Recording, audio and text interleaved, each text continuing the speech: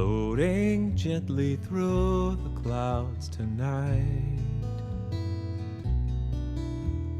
I, as adult, comfort suffering child. All the changes we've endured are done. Blessings to the earth, we all are one. Anything that comes will surely face,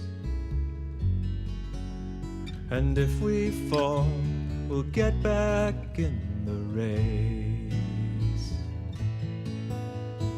When I hear you speak my name, I sing, and all the peaceful bells begin to ring. Up and down the staircase of my dream, sailing back to my true self again.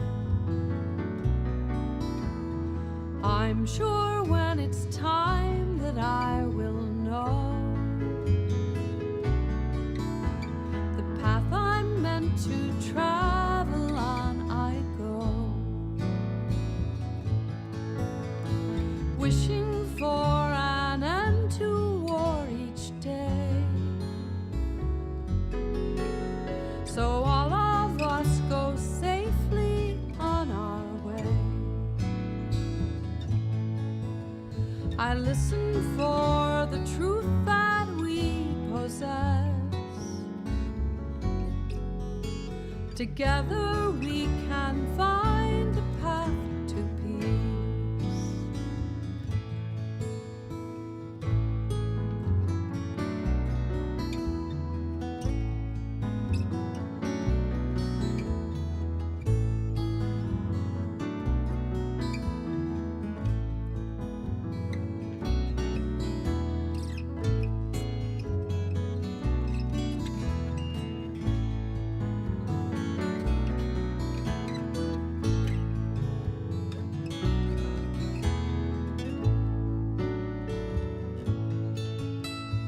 Anything that comes will surely face, And if we fall, we'll get back in the race.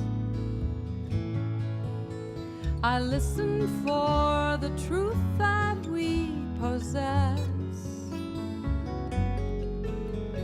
together we can find a path to peace.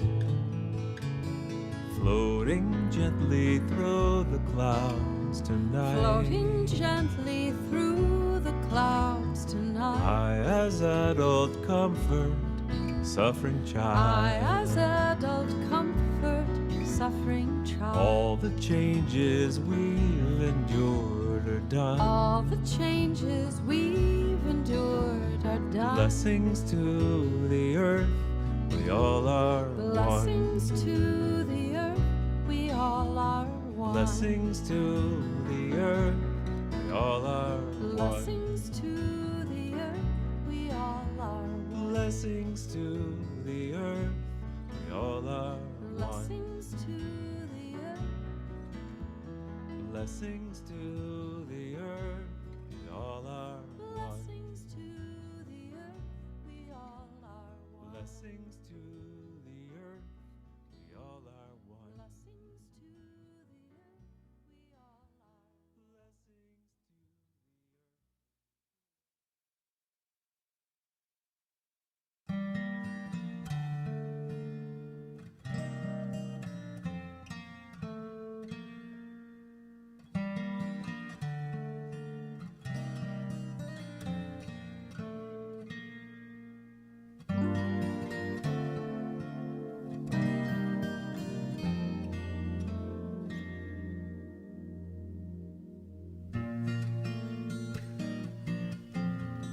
Dream of a day when we can live without anger. Dream of a time when we can live without pain. Dream of a way that we can live without hunger. Dream of a sign that the earth can be peaceful again. What can we do to get our people looking higher? What do you do in the darkness but look for the light? We can join hands and do whatever we desire, and we'll never fail as long as our reasons are right. We're gonna live in peace. It's our only chance on earth. Get all that fighting to cease, and remember what life is worth.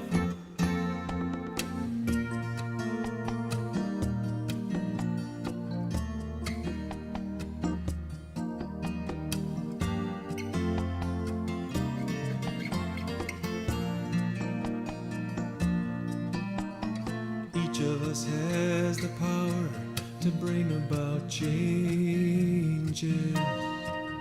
Though society separates us from the time of our birth, well, we won't live here much longer if we live as strangers, and no time at all if we don't learn how to live with the earth. Combining our efforts instead of being parted, sharing a vision that we will have a new dawn. Remember that love is how it all got started, and don't you know that love will keep it going even after we're gone? What can we give the earth that we haven't given in the past? A way to live here on earth, make it last and last and last.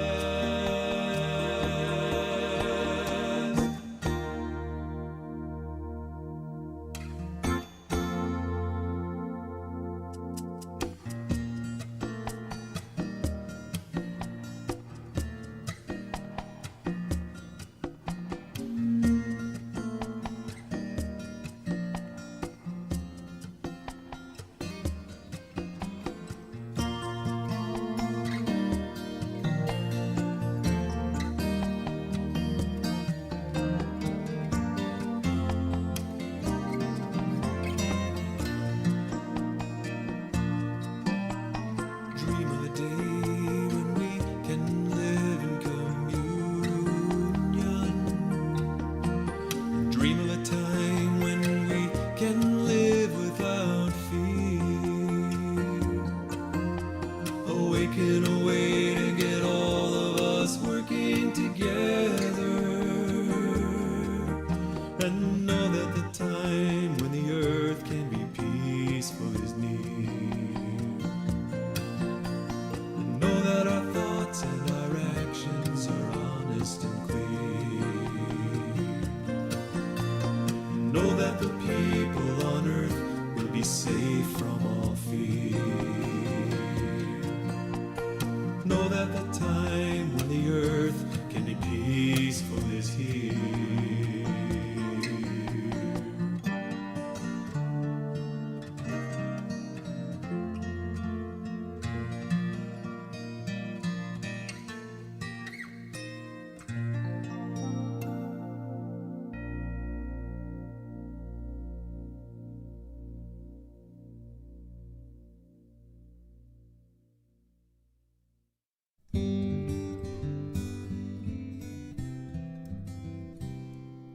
My plans fly out the window, agenda's broken down. There's nothing else to do right now. but stop and look around. People frozen in their tracks are dealing with the same. And now is not the time or place to find someone to blame. When the universe is ready, so am I. When the universe is ready, so am I. The mighty sands are shifting by and by. When the universe is ready, so am I. We have bottled up our oceans, we have fouled up all the air. For the poison of our progress, we are fully unprepared. For the consequence of actions, for these outcomes we've brought forth, it is time to pay attention to the wisdom of the earth. When the universe is ready, so am I. When the universe is ready, so am I. The mighty sands are shifting by and by. When the universe is ready, so am I.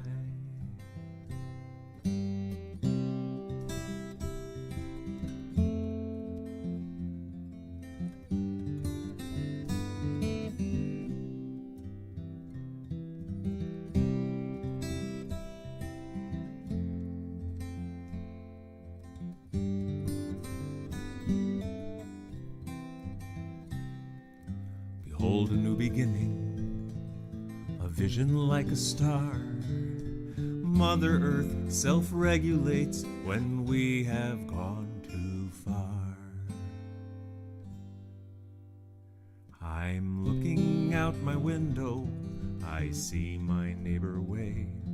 We're singing from this distance, and we're closer to the day, and closer to the moment when we have our sweet embrace. What a blessing it will be to meet you in that place. When the universe is ready, so am I. When the universe is ready, so am I.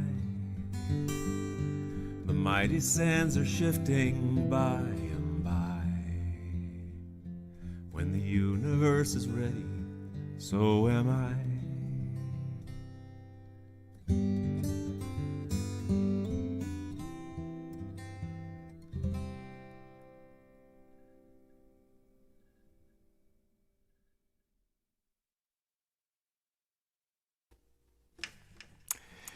Warmest greetings, everyone. And I am my heart is so full of seeing you all here on Zoom. I know there are people overflowing on Facebook Live and YouTube, but to see some 35 of you on my screen is wonderful. And so many places, so many parts of the country, so much history, old and new, between us. So welcome to the Earth Day Music Hour. And you may have noticed the first three songs. The first one was a song that Ann Hills and I recorded that I wrote with a group at the Pendle Hill Quaker Conference Center many years ago, called "We All Are One." And we didn't put that on the album, but I came across it just in the last couple of days and thought that would be nice pre-concert music.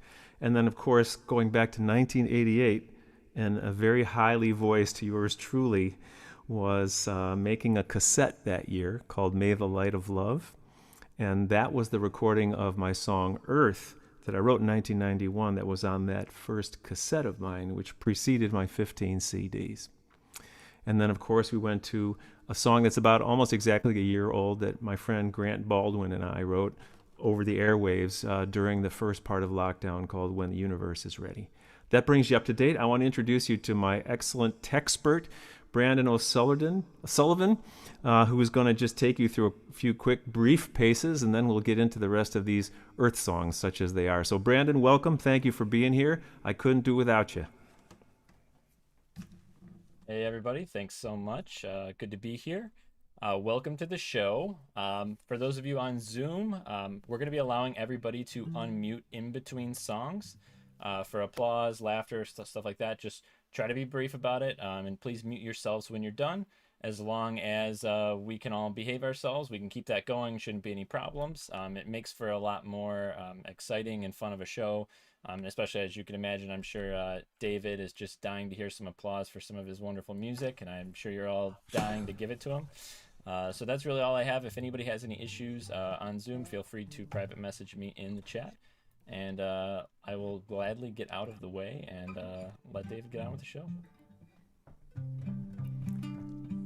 I see my friend Grant Baldwin has just revealed himself. Grant, you just tuned in, but we just played the video of our song, and you missed it. Or did you? All right, you've seen it a few thousand times, so have I. That's Grant Baldwin, my co-writer on When the Universe is Ready. There he is, from Oregon.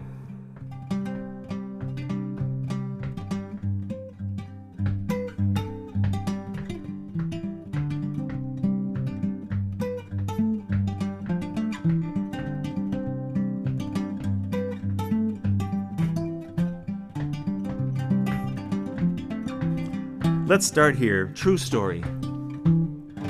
30 years ago, in the country of Kenya, they were cutting down trees till very few remained. The topsoil disappeared, the land became a desert. Life was hard to sustain. The women of the villages would go in search of firewood. Branches were scarce in this ocean of sand. One woman, Wangari, saw this taking place. She said, "We must take care of our land."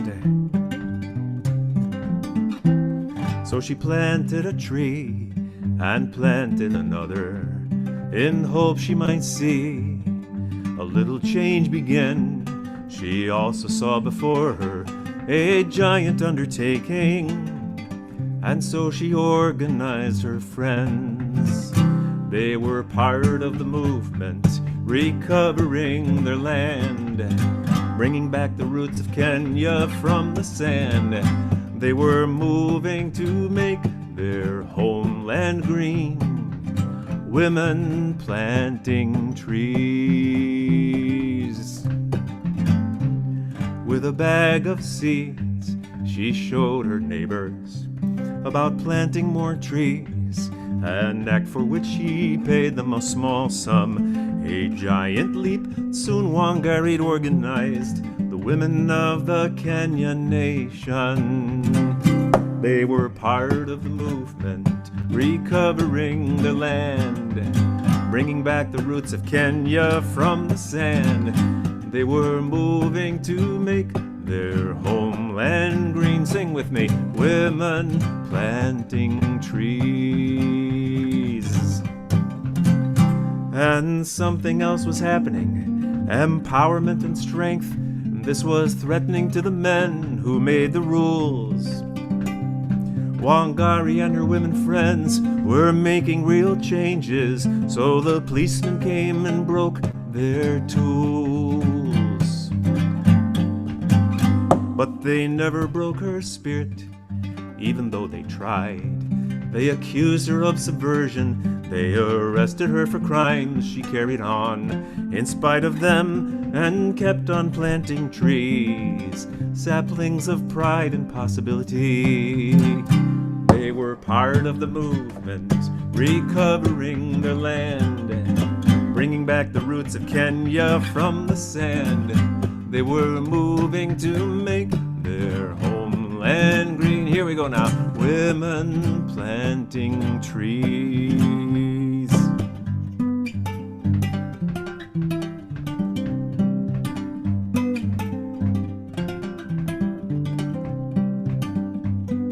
Tree planting music.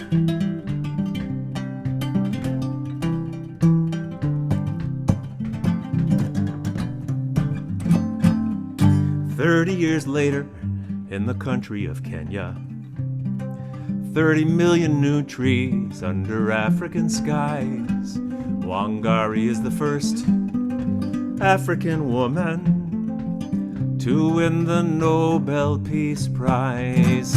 She began the movement, recovering her land, bringing back the roots of Kenya from the sand. She was moving to make her homeland green, women planting trees. They are part of the movement, recovering her land, bringing back the roots of Kenya from the sand. They are moving to make their homeland green, women planting trees, women planting trees.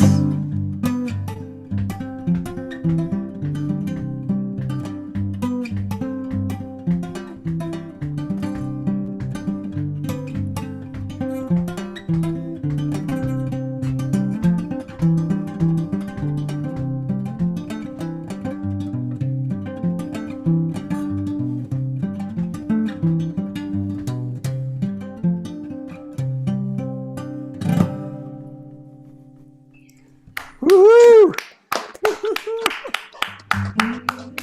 Yay! Hey, you guys look so great. And yes, someone noted, I just saw briefly in the chat, I'm not watching the chat, but I saw that some of your guitar sounds a little different. I've kind of set up this particular guitar so it has kind of an African sound, like a kalimba or a kora, instruments from Africa, and an underwater sound, which really comes in handy for this next Earth Day song of mine, written back in 1982 when I was living in New York City. So I'm going to leave the sound right there.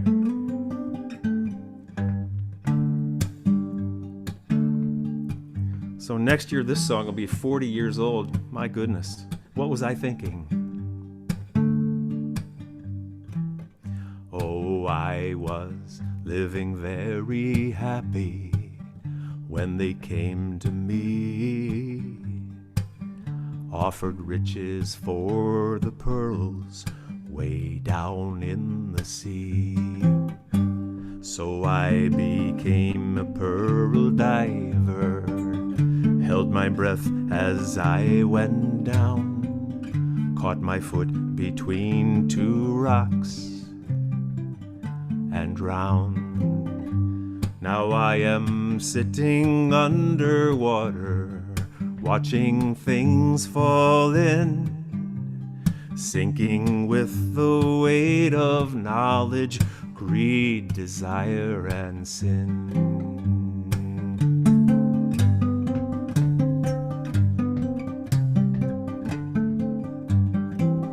So now I am eternal witness to the tide that man has turned. Pity he will never know the things that I have learned. The submarines go underneath, the battleships above, and the divers keep on coming, putting prices on their love. And I can taste the toxic waters, hear every splash of waste. I see how man has used the sea, diluting his distaste.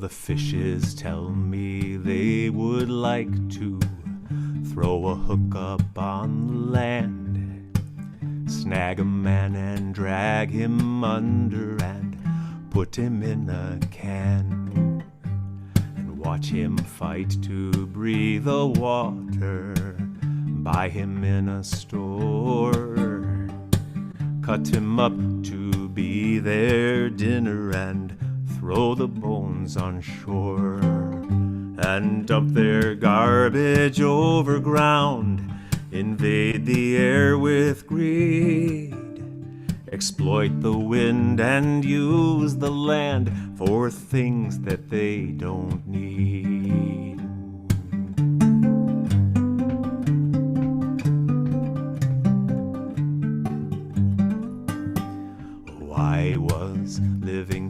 very happy until they came to me, offered riches for the pearls way down in the sea.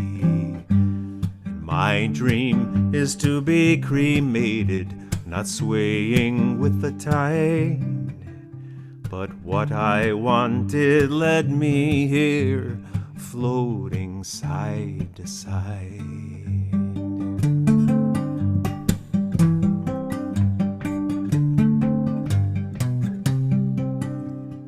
What I wanted led me here. Sometimes I close my eyes.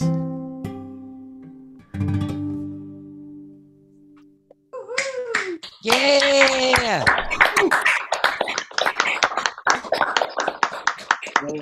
I've never heard that. Yeah, it's an old song. It became the title song of my first CD for Stockfish Records in Germany. Some of you know I've made 15 albums, and I made 4 of them for this beautiful label over in Germany, where the president of Stockfish is a big singer-songwriter fan, and he discovered one of my songs and made me an offer I literally couldn't understand because it was in German, to come over, and we've struck up a great friendship over the last 15 years and 4 albums, and they're just wonderful. And that was the title song of my first album for Stockfish Records, called Pearl Diver. So that was 1982. This is 1990. You might have sworn this song, yep, someone's holding up Pearl Diver there. That's Pat Prager, okay. This is 1990, and I must say, in my long and unstoried career, I had a moment of visionariness 30 years ago. Oh, I go shopping every day, and I buy lots of things. Paper clips and party hats, rubber bands and rings. And when I've picked out what I want and comes the time to pay, they ask me how I want it wrapped, and this is what I say. I do not need a bag. I do not need a bag. I do not need a bag. I do not need a bag to take a brand new bag.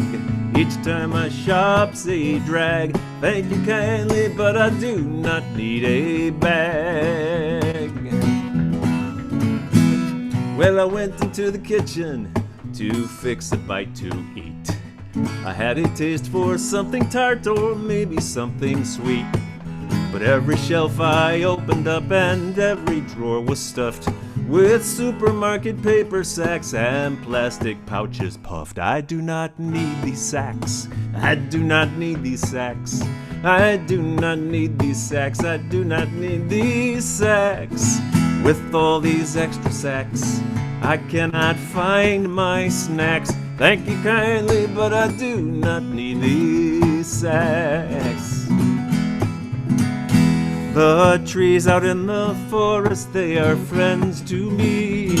They're fun to climb and give me shade and air to breathe. Then plastic bags do not biodegrade so well. In landfills and in garbage dumps, they suffocate the earth and they smell.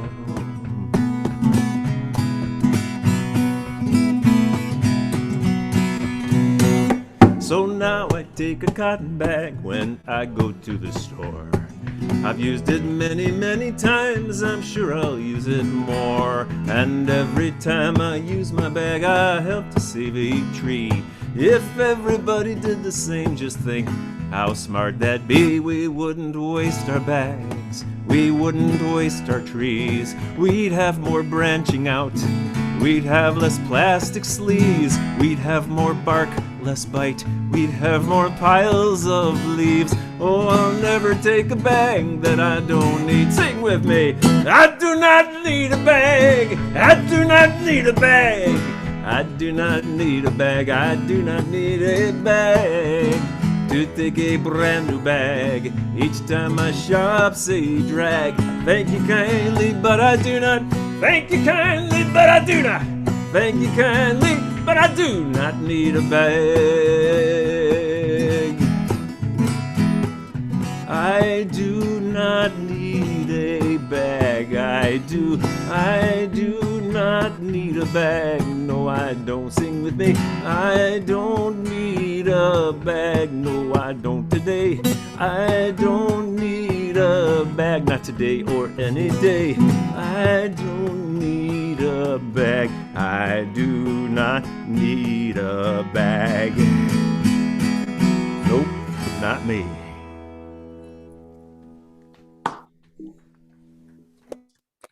Yay! Hey. Oh. Going back in the songbook, you guys. Woo.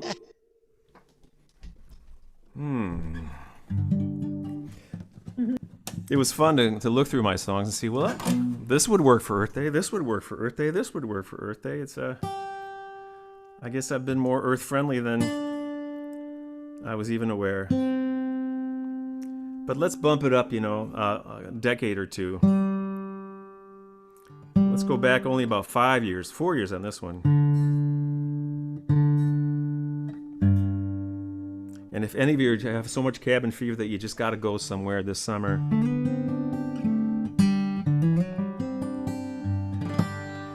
come rafting in Idaho. There's still a few spots left. And we went last year in the middle of all this, and it was fantastic. In remote Idaho. Oh, someone's having a birthday. Well, happy birthday. Raise your hand if you're having a birthday today. Let me see if they're in the Zoom. Sue Carlson, you having a birthday today? Was there anybody else? No. Well, happy birthday to you. This concert's on me tonight.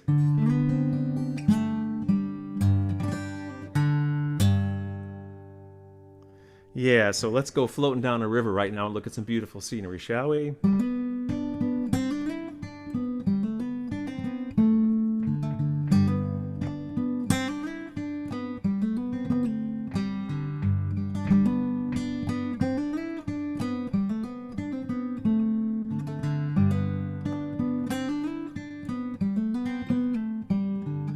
Nothing like a day on the river, nothing like it at all. Nothing like a day on the river, can you hear the river call? Try that with me. Nothing like a day on the river, nothing like it at all. Nothing like a day, nothing like a day on the river, can you hear the river call? 8-lane highway, cell phone is ringing, living under the gun. Lists and errands, calls and appointments, so many things to get done. The TV is blaring, the grown-ups are crazy, I don't know what's true anymore. Deep inside I can feel the yearning, it's time to renew and restore. Jeff, you want to come, don't you? Nothing like a day on the river, nothing like it at all. Nothing like a day on the river, can you hear the river call? A sense of place, incredible beauty, the rapids are singing their song. Moving, majestic, spiritual, powerful, wondrous, tender and strong. It's always familiar and full of surprises, the lifeblood of canyons and hills. Wilderness, freedom, oh this is where I come to slow down and be still.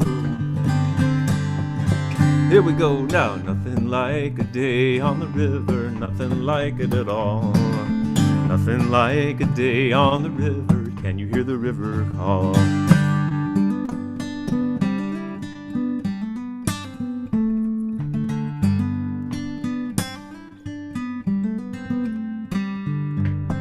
Mini-witch-oni, water is life. Mini-witch-oni, water is life.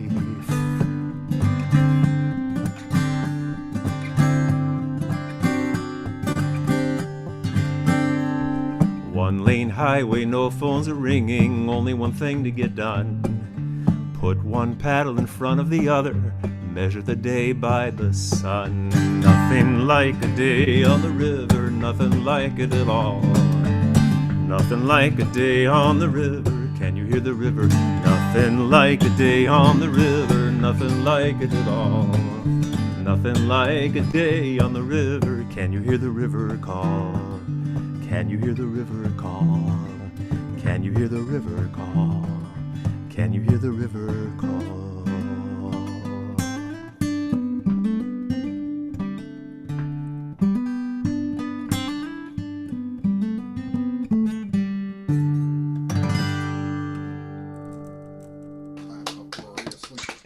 Yay.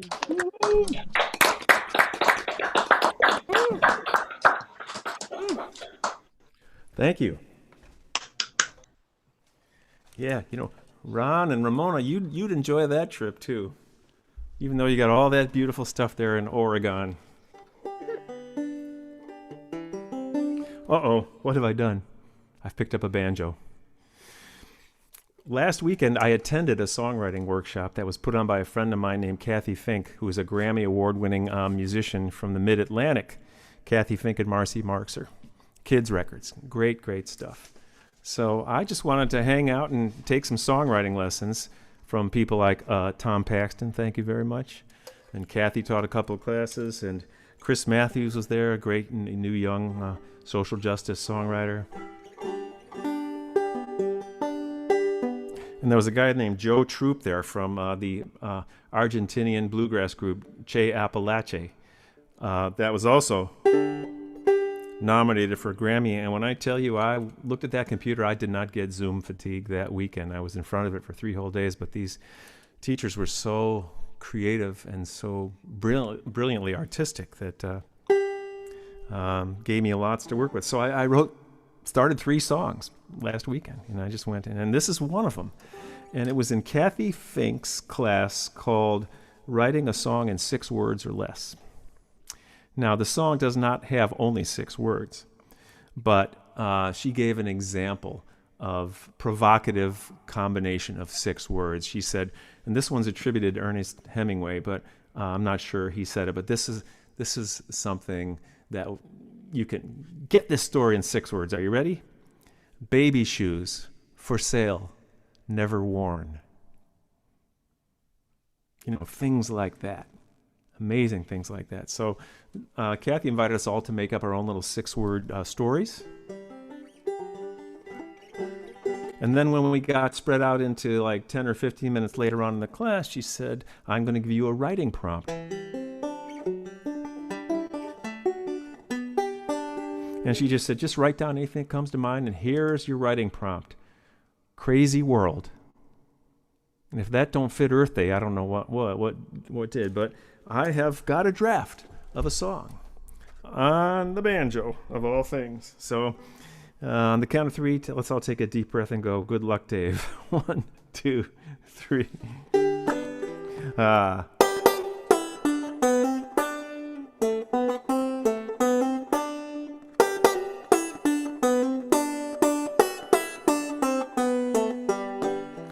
So far, so good.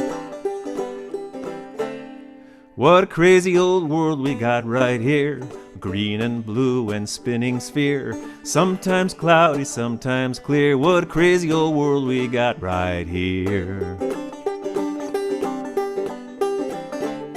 What a nutty old ball of spit and mud. Hot potato, spinning spud. Sometimes sweat and sometimes blood. What a nutty old ball of spit and mud. Nutty old ball. Crazy old world repeats. Nutty old ball. Crazy old world. What a goofy old globe to call our place. Twinkies, ding-dongs, outer space. Yesterday, amazing grace. What a goofy old globe to call our place. Oh, goofy old globe, crazy old world, sing with me, goofy old globe, crazy old world.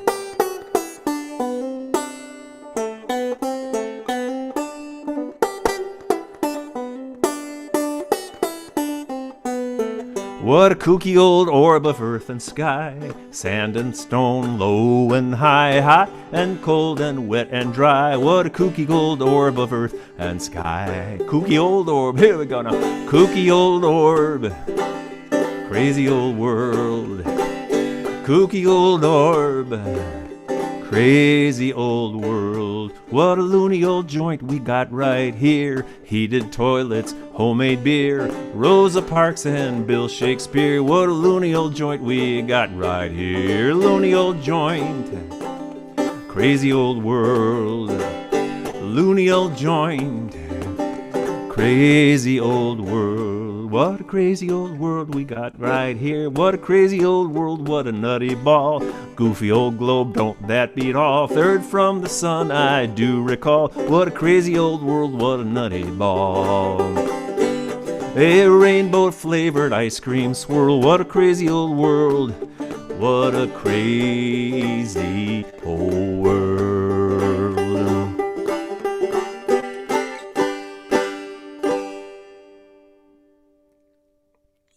Yeah. Nice.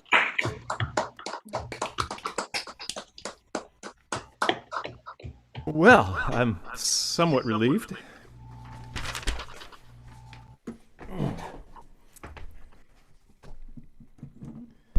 Wouldn't quite be a concert.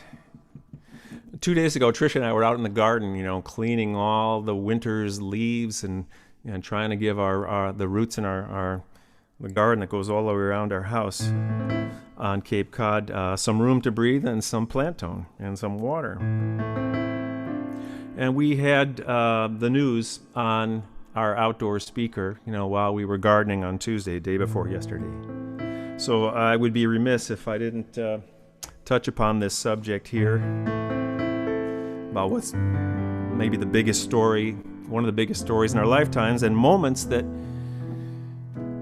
we'll remember for our lifetime, where we were when.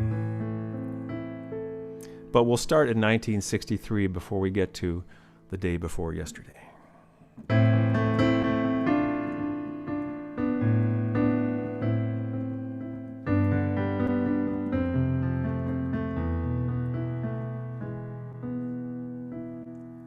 Sunday morning, Birmingham, quiet in the church. Bombs were planted, house of God, children's blood on the cross. And your daughter, she was one angel without wings. How could anyone forgive those who do such things?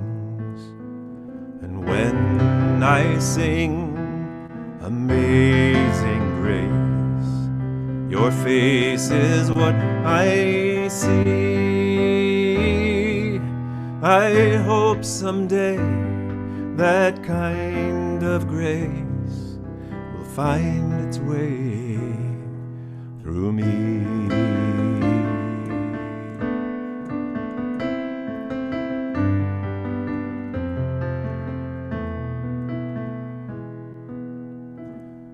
Tuesday evening in Mobile, Klansmen killing time.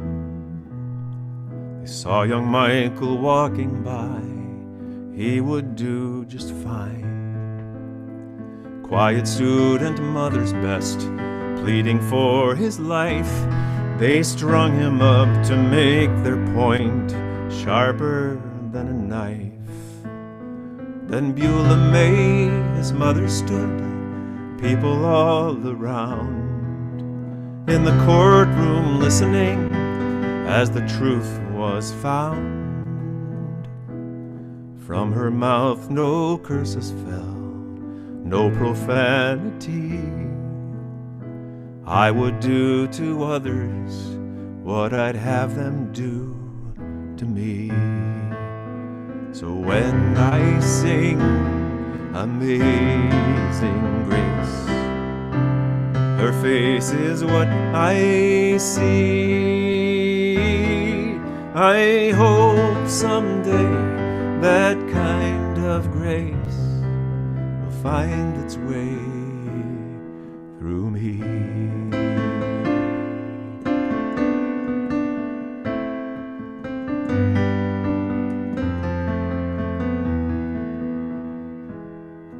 Now spring in Minneapolis, outside a corner shop, a man is grabbed and cuffed and choked, and and this was done by cops. Not just for the $20 he tried to spend inside. 400 years of tyranny, this is why he died. He died because of prejudice passed on down the line, where brazen inhumanity is thought to be just fine. At last we take a tiny step, and giant all at once. Justice had a day in court, and many more to come. So when I sing Amazing Grace, your face is what I see.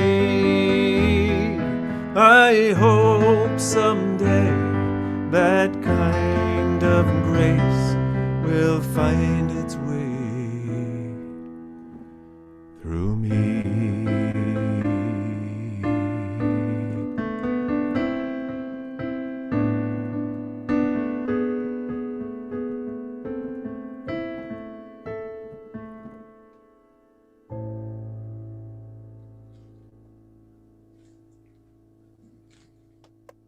Wow.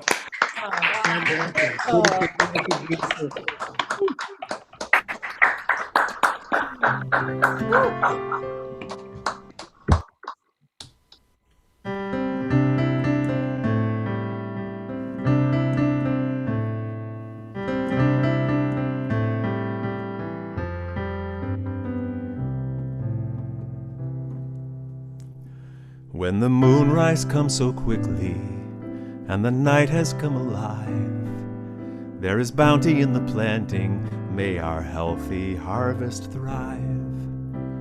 Healing light is sorely needed in this time of stress and strain. May I be a brighter beacon shining love on every grain. Darkest night is always looming and the shadow is so long. I will reap what I am sowing, harvest moon bring forth a song. For what nourishes the planting is intention and is grace. May the bane of what is harmful be abolished from this place. Flaming red it shines and shimmers, harvest moon unfolds a spell, seeking out the phantom places where the hardest hearts may dwell. Casting crimson in its vision, bringing passion and desire, may it be a time of changing transmutation from the fire. Darkest night is always looming and the shadow is so long. I will reap what I am sowing, harvest moon, bring forth a song. For what nourishes the planting is intention and is grace. May the bane of what is harmful be abolished from this place.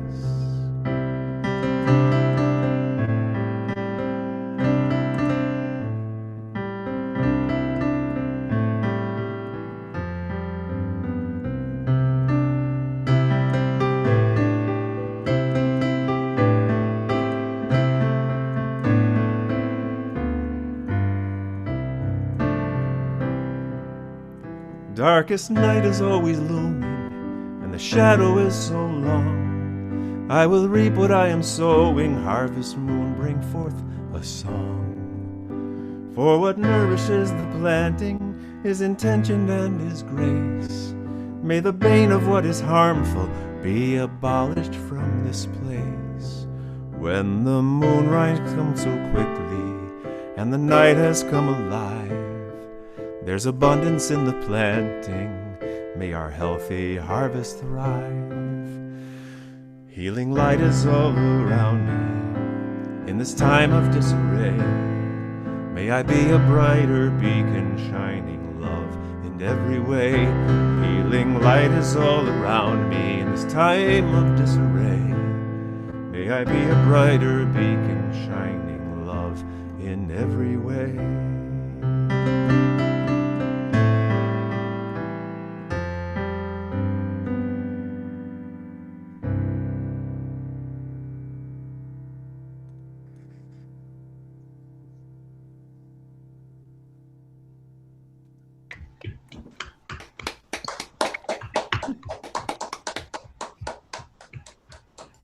Thank you. That was kind of written very quickly last October on just before the new moon at the end of September.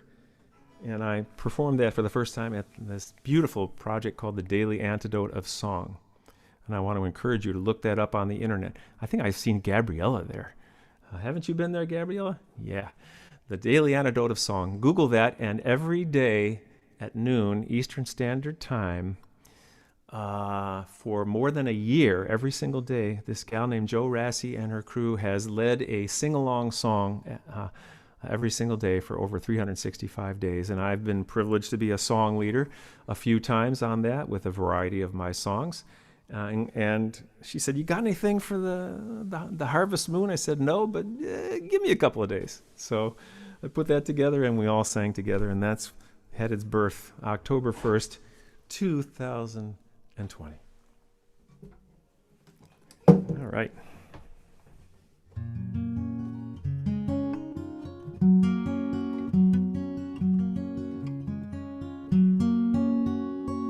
All right, so we're going to go over to Peru right now, and we're going to visit two words very related to Earth Day from the ancient language that preceded Spanish in Peru when the Spanish invasion took place. The language was called Quechua. Anybody heard of it? Quechua, the language of Peru. In the song, the two words from Quechua in this song are Pachamama, Mother Earth, and Inti Taitum, Father, Son, S-U-N. Pachamama, Inti Taitum, they form the chorus for this song, which started off as a custom song for some Peruvian friends of ours whose first grandson was having his first baptism. So I wrote a song for him. His name was Pedro Alonso, and the chorus was, Pedro Alonso, Chinchero shining sun. Pedro Alonso, today you are the one. And this was specifically for him and his family, but we found that we enjoyed singing it, so that I tried to make it a little more universal in the coming weeks. And that's where we are today with Pachamama Turns. Pachamama Inti Taitum. Okay?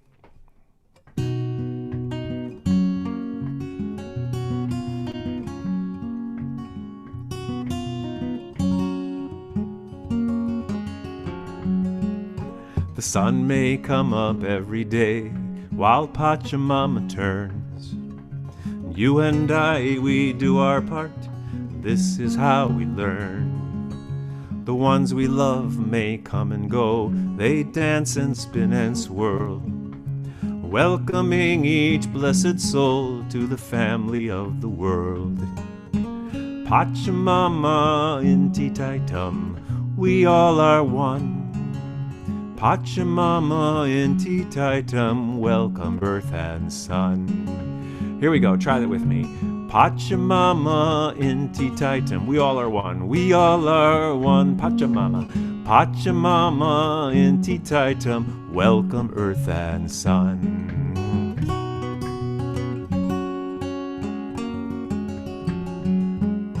There is no other, just the one, and nothing else to do but share our joy and show our love. I see myself in you, I see myself in you, and we are all to disappear. So let us hold each other up as long as we are here. Here we go. Pachamama Inti Taitum, we all are one. Pachamama Inti Taitum, welcome earth and sun.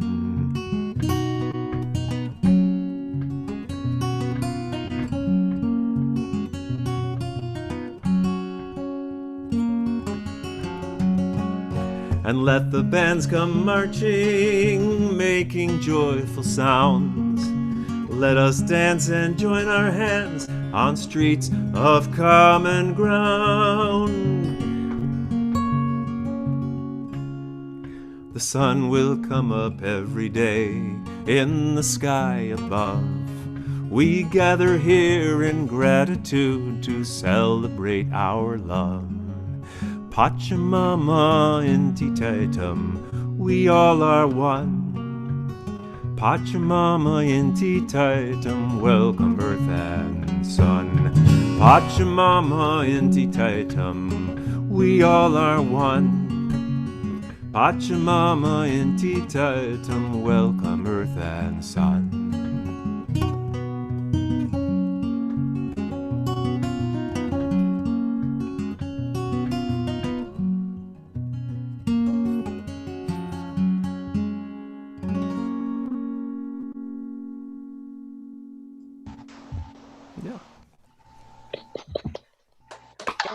Yeah. Woo.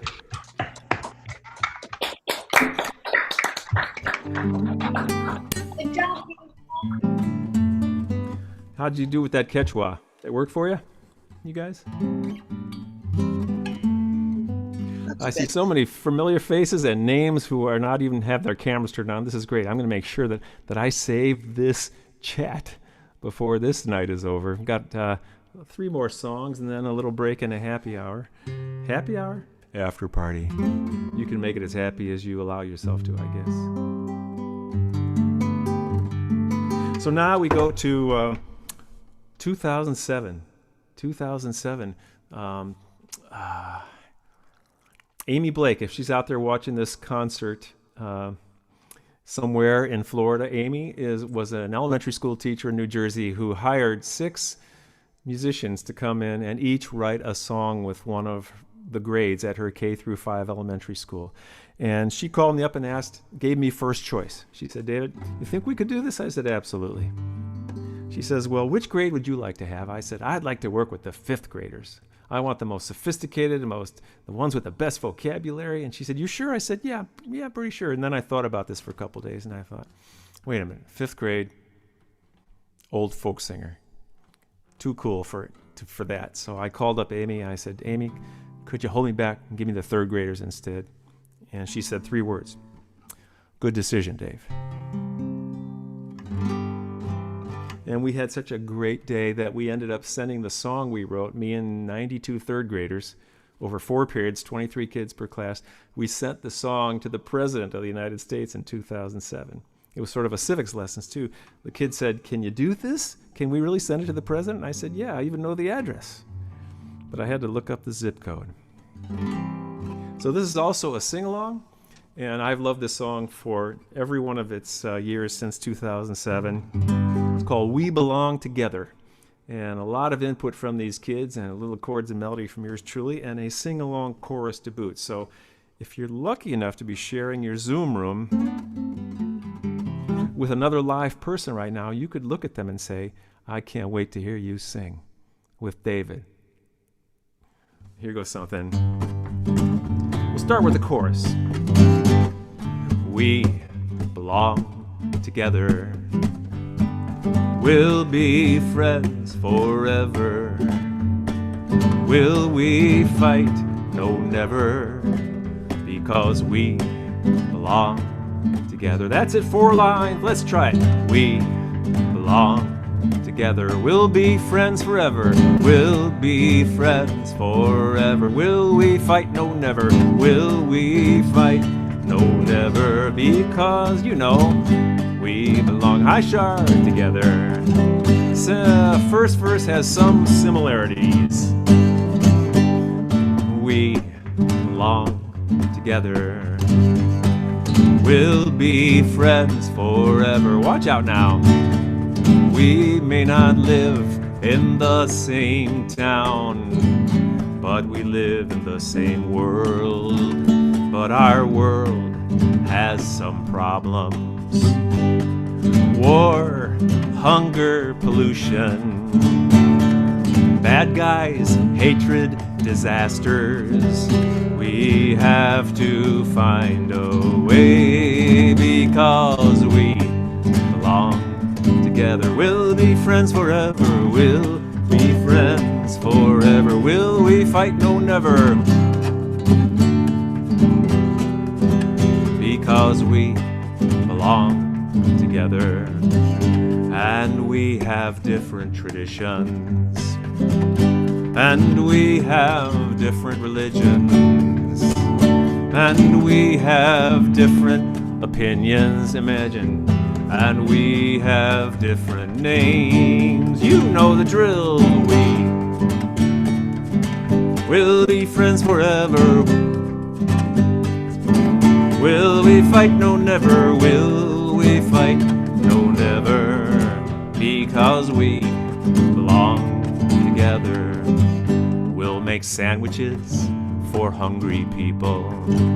We'll pick up our garbage and we'll send cards to people who need them. We'll make friends instead of war because we belong together. And we'll be friends forever. Will we fight? No, never, because we belong together. So I won't be mean, I'll be kind.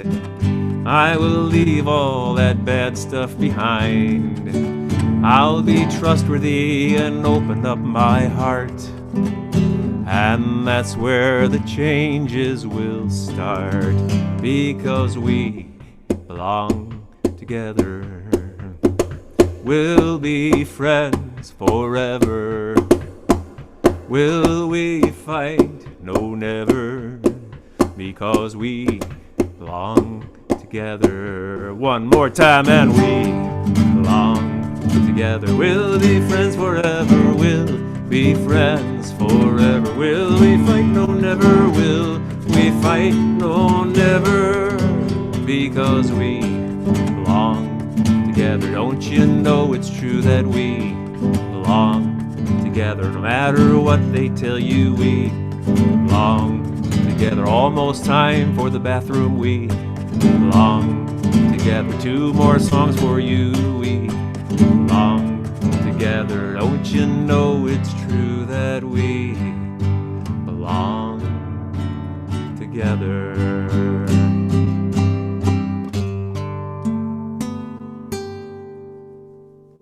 Yeah. Yeah. My goodness. I just saw, it flashed across my screen, Evangeline Munns is on Facebook and was asking, asked when I'll be coming to Canada again. Boy, I can't wait to go anywhere again, but I'm going to be careful and respectful. I'm booking a Florida tour in January. You know, that can always, subject to change, but I'm going ahead booking some dates in Florida if you're down there. I see my friends from Whidbey Island. Hi, Barb. I'm going to try to come back to the Pacific Northwest in April of 2022. So Marcia Smith Hill is there, and Gwen Ellen is there, and I'm going to look to come back out there in April, and maybe Texas, maybe North Carolina in February, March, such as is possible. But I'd like to get out and play some live music. I'd like to feel what it likes to sing standing up again, because I haven't sung standing up in a year. I've been on a wooden stool, but I'm very grateful. I mean, people talk about Zoom fatigue, but this is a freaking miracle as far as I'm concerned, that we can even do this. And if you could see what I see, well, maybe you do. If you're on a group, a gallery view, it's just heartwarming. And you are the product of 33 years of me playing all over the place full time. And you've been psychically sifted to be in this group. We're all together now. So I'm going to invite Brandon to play one more video before I play our last song. And we'll take it from there, and then we'll open up the mics and get ready for a little after party. So, Brandon, when you have a chance, if you could cue up this beautiful video that one of my fans in Wisconsin made for me based on one of my songs, a song that was inspired by Robert F. Kennedy Jr., the environmental activist attorney from the Kennedy family, who wrote a book in 2007 called Crimes Against Nature, talking about our need to be better stewards of our only planet. So my friend Pat made this beautiful video, asked for a few family photos, and off she went. So we'll see that next, and I'll see you on the other side of that.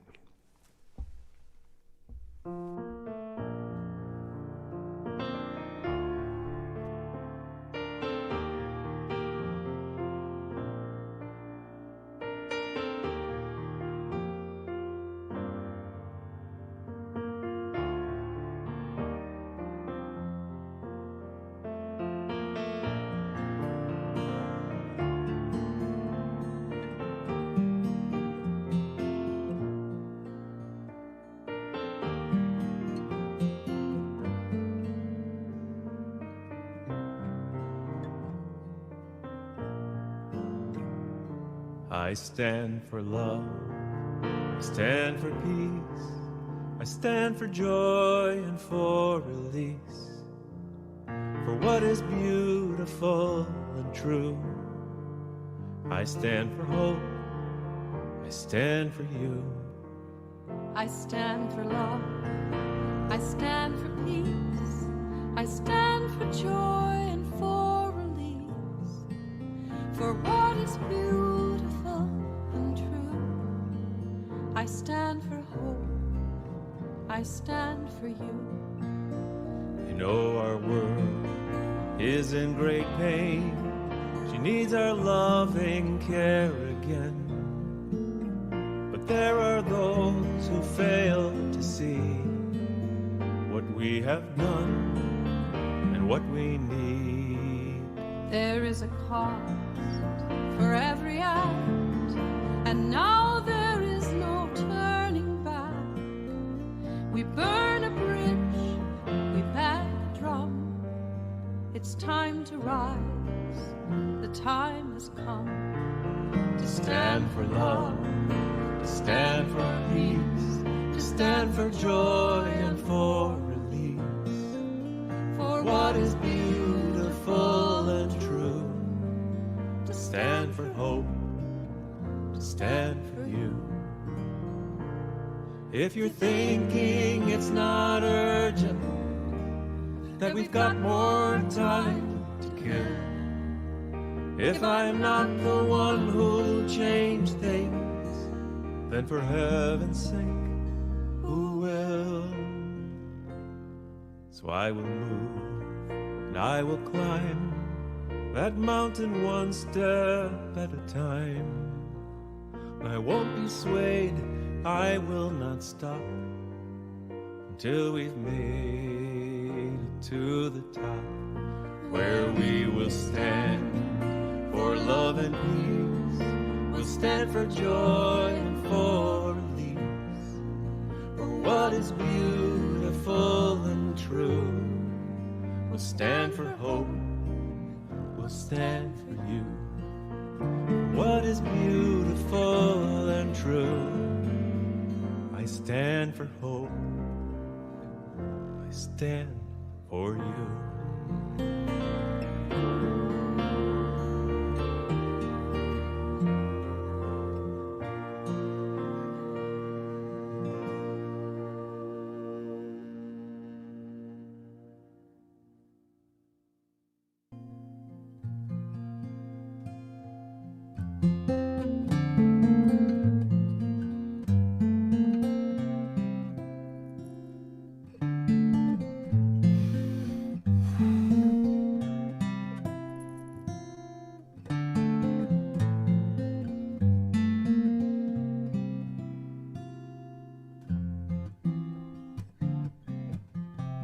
Dream of a day when we can live with our anger.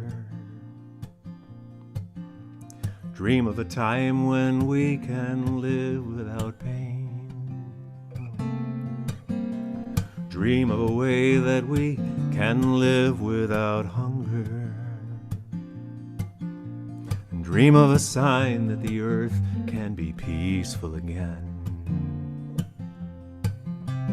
What can we do to get our people looking higher?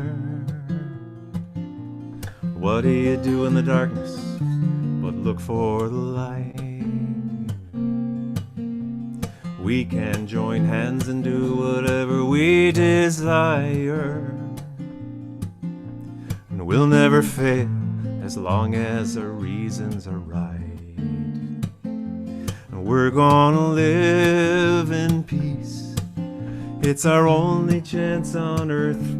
Get all that fighting to cease, and remember what life is worth.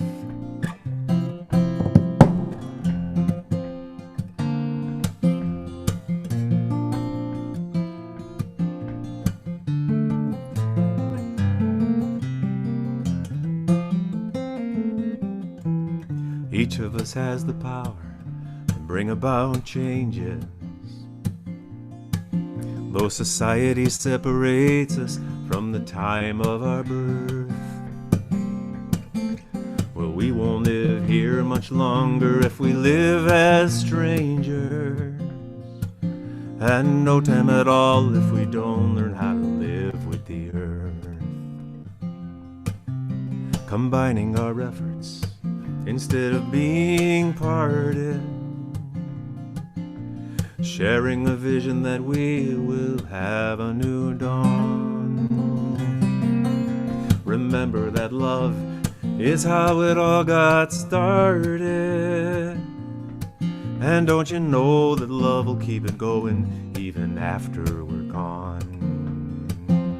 What can we give the earth that we haven't given in the past?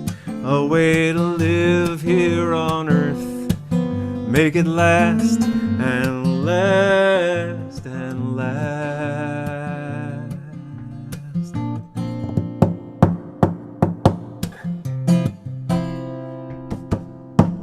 Dream of a day when we can live in communion.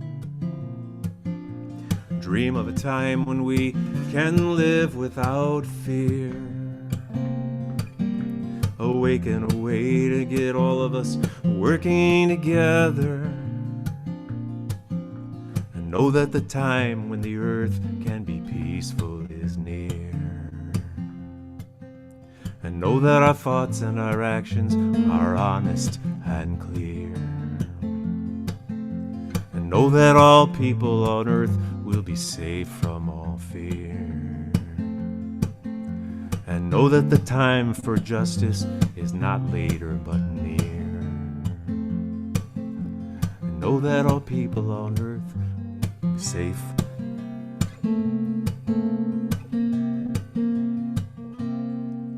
Is here.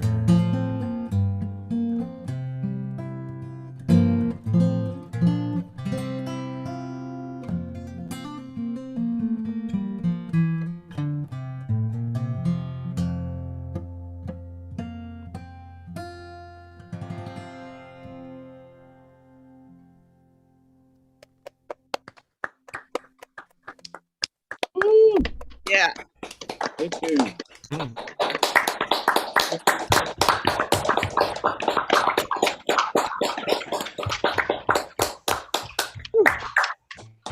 Yeehaw, we're just going to put up a graphic for about 5 or 10 minutes, but stay right where you are. I'm just going to go downstairs and get something to drink and come right back on up.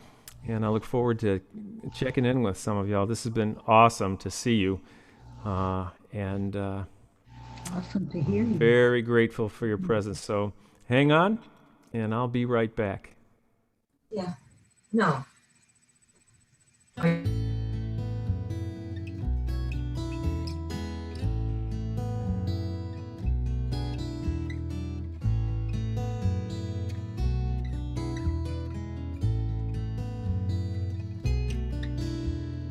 Floating gently through the clouds tonight, I as that old comfort suffering child. All the changes we've endured are done. Blessings to the earth, we all are one. Anything that comes will surely face, and if we fall, we'll get back in the race. When I hear you speak my name, I sing, and all the peaceful bells begin to ring. Up and down the staircase of my dream, sailing back to my true self again. I'm sure when it's time that I will know the path I'm meant to travel on I go. wishing for an end to war each day. So all of us go safely on our way. I listen for the truth that we possess. Together we can find a path to peace.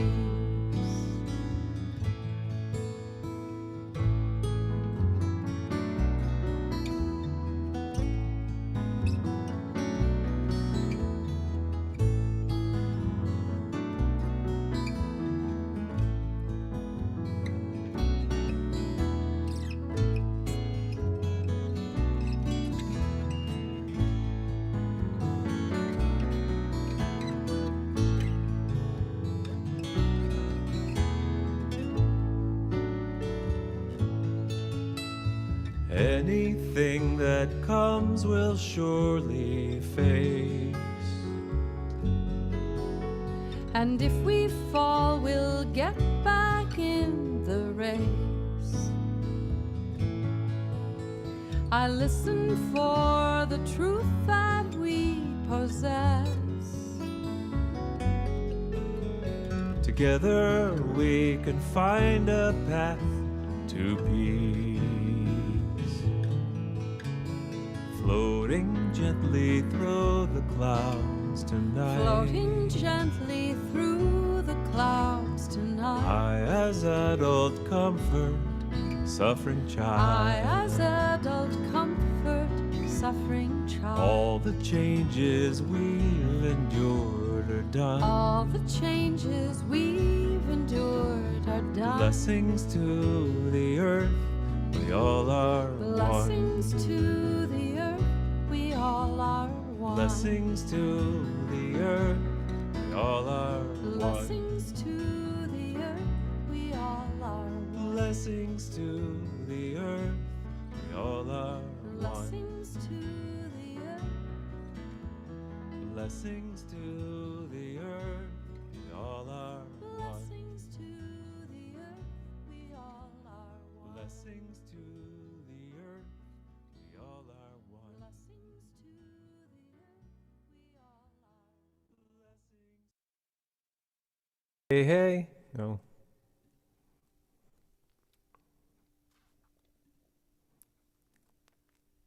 Hey, David.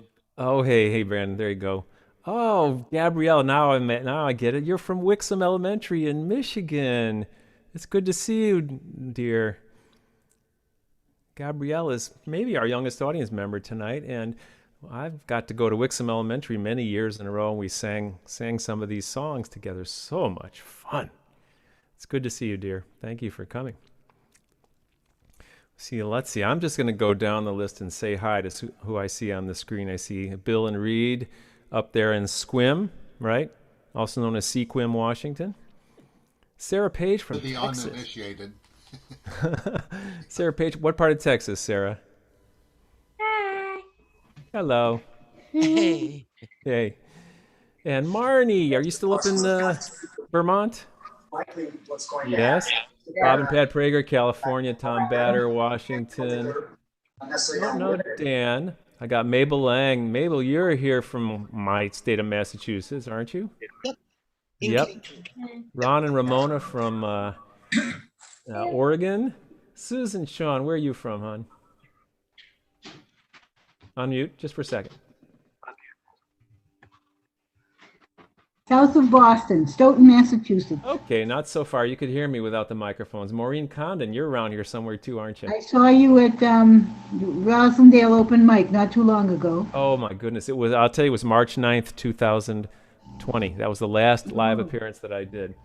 And I There's saw Bob you Panzer, at Daily Antidote today. Yeah, and my friend Grant Baldwin didn't have to duck out yet. Hi, Grant, my co-writer from Oregon, and my old friend from Texas. Hey, I love it. I love it. Have Cooge, you guys. Have Cooge. Marcia Smith Hill, are you still out on the islands there in Washington State? Just north of the island in Kingston. Okay, Kingston, yep. And there's a Zoom user, unidentified, Gabriella Gwen Ellen from Salem, Oregon. Evelyn, where are you from, my dear?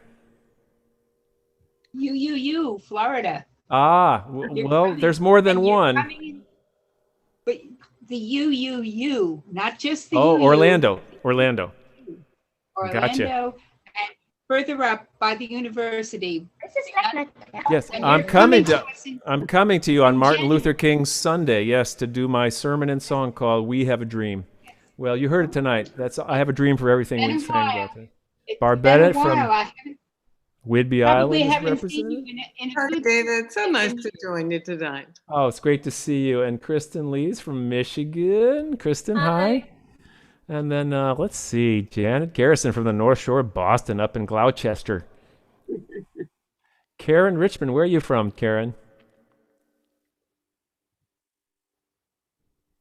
Nope, not hearing you yet. Mount Vernon.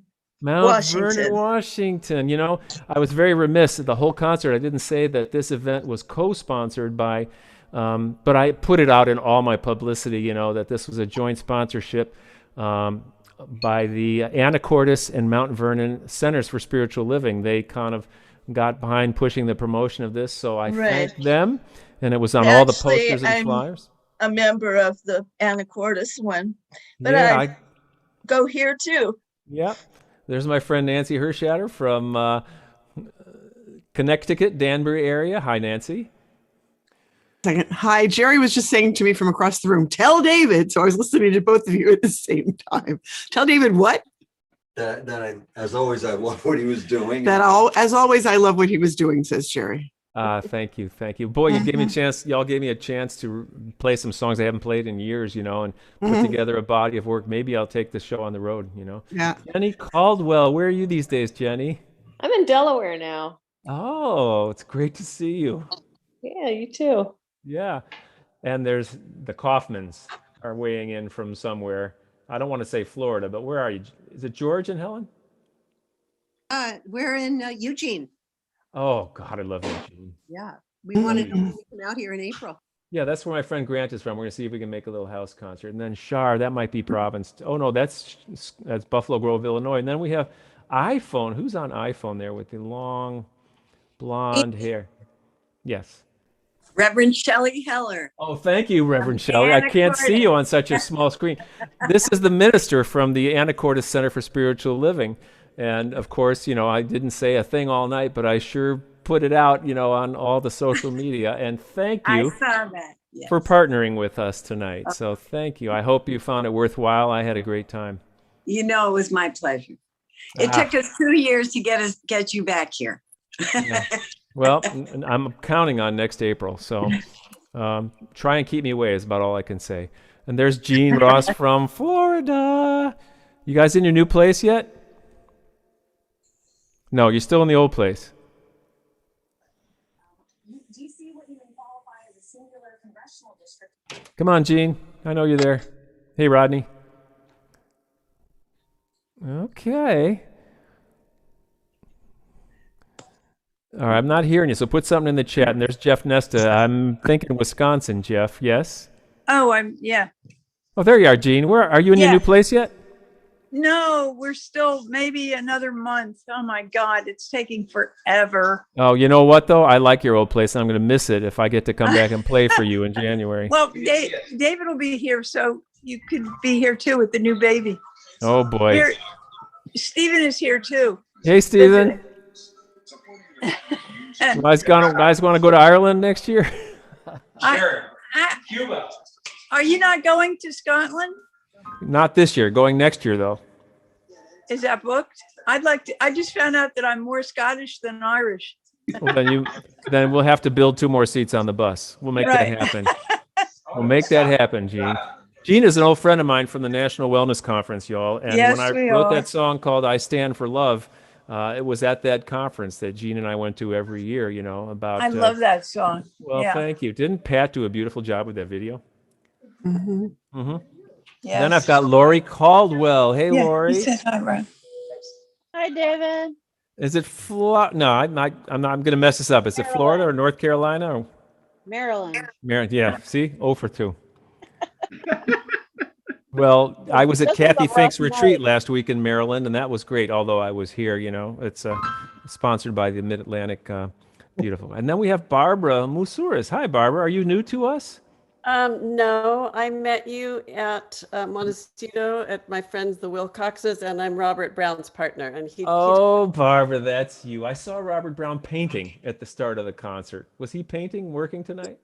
he just went to practice for a gig he's singing and playing in tomorrow. Oh my goodness. Nice to see you, Barbara. Thank you Nice for to see tuning you. We're in. hoping you'll come back to Santa Barbara. Yeah. I'm coming to LA for Mother's Day just to visit my 95-year-old mom who is struggling mightily, but Yes, Robert mentioned you were visiting with her, and a lot. he wants me A to lot. do the river trip, but I'm afraid of the box toilet. Hey, you're losing me customers here. What are you talking about? It's not a boxed toilet, Barbara. It's called the Groover. The Groover. Yeah, the Groover, because back in the day when, the lumbermen, the people building little cabins in that beautiful Idaho valleys, they sat on it. And if they were like reading their iPhones or, doing the daily crossword puzzle or hammering out a message with a hammer and a chisel, and they sat too long, they'd have a groove. That's all. But it goes away. No, these guys bring a freaking outhouse. You'll never sit in a more glorious place looking at nature by yourself than on the main stem of the Salmon River. That's all I could say. And here's Jeanette and Carrie Go, my friends with the master's degrees, right? Yes. Actually, I don't know. My husband's on because he's in the other room, probably was playing the music to the background because he's on a time crunch for work. Yeah. So I'm just enjoying you upstairs. I saw you on YouTube. Mm-hmm. And I forgot you had Zoom, so then I just logged on to Zoom just to say Glad hi. you got onto the party. Now, correct me if I'm wrong, but you and Carrie sent me a really nice letter back in the old days saying they were about to get married and they wanted to have my song Master's Degree about being in relationship with a psychotherapist played at some point, in their wedding celebration. And I looked at this letter and I said, I'll give them about 5 years and then that's it for those guys. But here they are. 25 this summer. Yeah? How many? 25 years this summer. Bless you with your But the thing is, you haven't added to the story when we saw you in East Stroudsburg years later. You're telling the story, and then you realize, oh my God, that's our letter. And then you like so shocked when we waved our hands. We were like way back in the room, and you're just like, oh my God.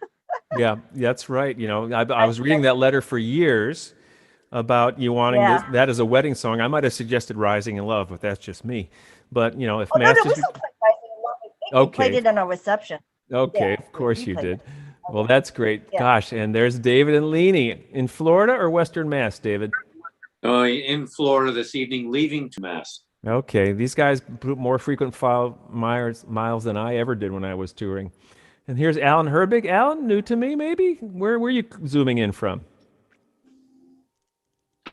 Seattle, North Seattle. Yay, Lake Forest Park, right here in the house. Yeah, Wallingford. My wife is the audio's on. My wife's the big fan for many years. Oh, so she owes you big time for sitting through this tonight. So you get to watch all the football you want. Big time because I saw you on Facebook. Yeah. Oh, so I like how this works. I smell a house concert in Seattle. I don't know. I'm just saying. And then we have Midge Pappas, who's we have a pretty good family room. So maybe. Yeah, no, we'll go bigger in Seattle because that's my former home and we love it. Donna Austin, hi. Hi, Dave. Where from again? Seattle. Oh gosh, my Seattle people. Oh yeah, we're loyal. I think that one of the first concerts I played there was at the Center for Wooden Boats, and then the Epicurean at where Third Place Books is now up in Lake Forest Park, and of course many folk life festivals. So. I think I first saw you at the Holistic Medical Association in the 90s. Of course, doesn't that make sense to everybody else who's never heard me before? Where else would you see an old folk singer? So I love it. I love it. And there's Catherine Hitchcock coming in from where? I'm from Seattle also. Wow. And I first saw you at the Finney Ridge concert produced by my good friend Susan Howell. Old friend of mine from way before Seattle, you know, from Mendocino and all that. And it was in Susan Howell's home in Mendocino when she and Nels weren't there that I wrote my song about my dad's nightclub, the Nights at the Chez Paris. So that's a very historic place. And there's Sue Klopp. Hi, Sue Klopp. Great song. Say again. We don't hear you, Sue. Yeah, good boy. Sue. She's trying. Okay, now I just want to say hi to everybody. So I throw the floor open. You know, if you want to raise your hand to ask or talk to somebody else or do whatever, feel free to. I'm just happy to see you all. You know, I'm going a little crazy, but this isn't bad for an introverted person. You know, doing this kind of thing. No, I just quickly want to say hi to Bill and Squim. Okay, I see that Evelyn has a hand up. Evelyn raised your hand, so let's hear what Evelyn has to say. Because you're in the Seattle area, my very dear cousin Allison is the head of the homeless coalition group there. Mm-hmm. So it's like, oh, well, I have to get there sometime because there's a lot of people that I know that are invading, and I've only passed through en route to Canada, never really got to explore. Oh, so you're in Canada now? No, I'm in Florida now. Oh, That's where you're coming to University Unitarian. Yeah, gotcha. Right. Can't wait for anything at this point. So great. We have, our family is spread everywhere, including granddaughters teaching in Japan right now. So we do get around. That's cool. Let's see, who else happened? Anybody else? David, I'm in Delaware. Okay. How are things in Delaware? Cold today. Hey, Rev Shelley, how are things in Anacortes? That's what I want to know. Need to unmute.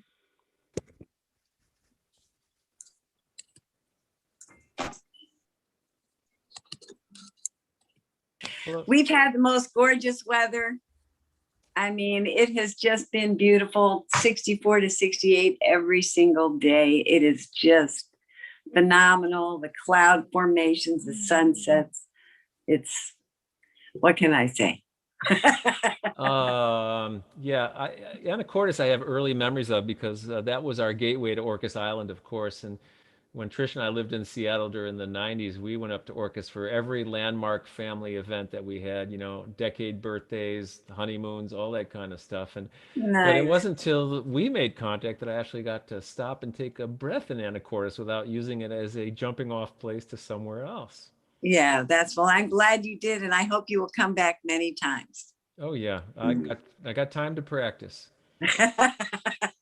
Thanks. Hey, I see Patricia Duffy is on the screen, but she hasn't opened her camera yet. That's Tricia. She's downstairs here somewhere. So this whole thing is going to ramp up big time when she joins the call.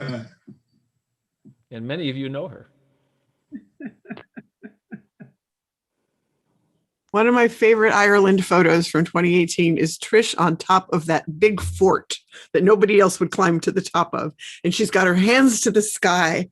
And it's just this most wonderful, quintessential Trisha picture. Yeah, the world does not stop Tricia from anything.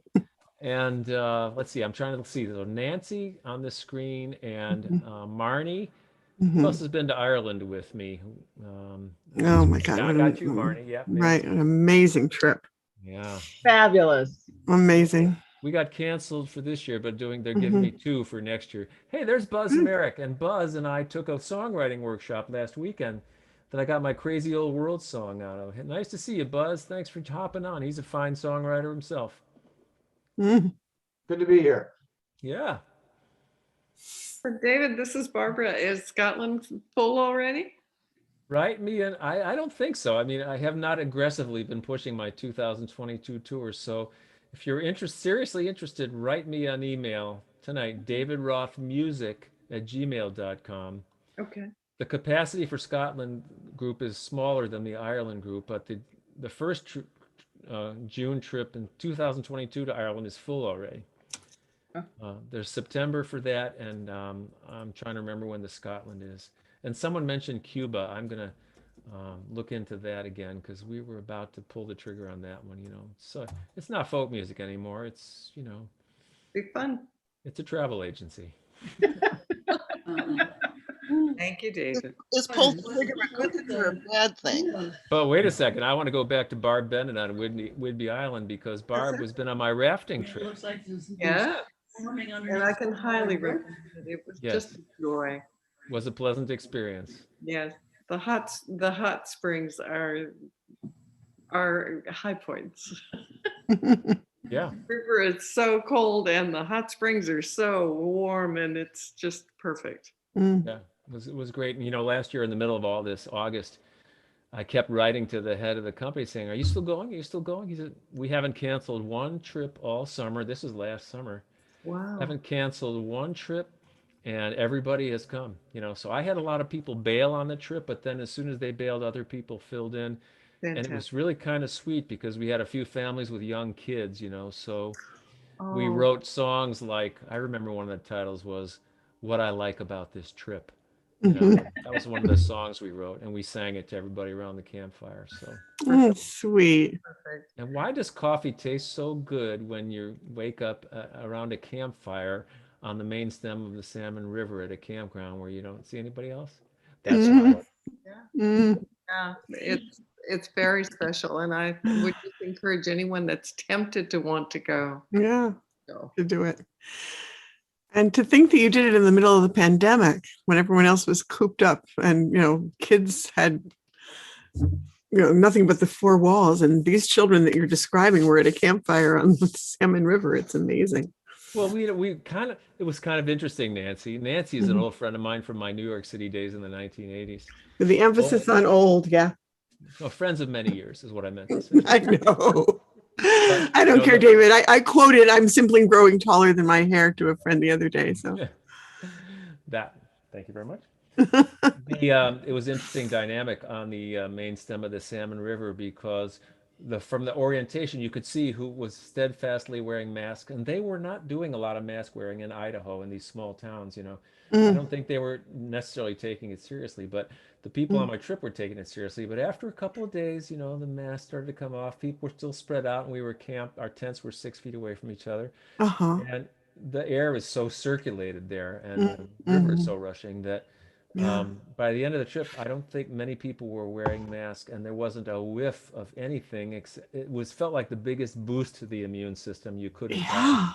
And that's not to be overlooked, because when we hide inside our houses, and as my wife wisely teaches me, we're not letting our bodies interact with the normal, things that are going around that they build up defenses for. So when we hide and then we jump out, we're kind of defenseless in a way. So a little of that exposure was really good. Nothing happened adversely to anybody, and it was glorious. I thought that'd be my last year, but I had so much fun. I said, I'll do this for another year. Oh, yay. Do you think this is your last year? I don't know. Well, I'm looking around. I'm going like, what are we doing, you guys? What's next? I'm sorely tempted. I really am. Well, I don't want to live the longest life, but I want it to be, full and fun if I can. Do no harm and be a good guest. Just you get my meaning.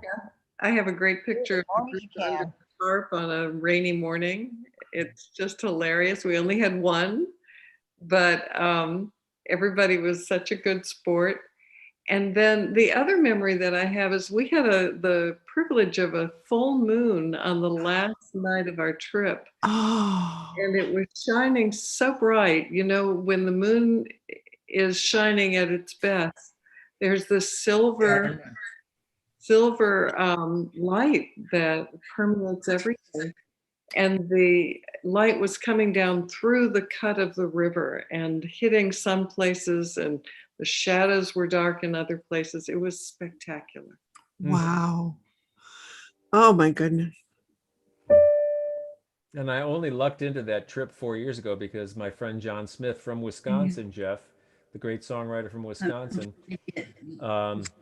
he started the Ireland tour group, 15 years ago or whatever. I went on one.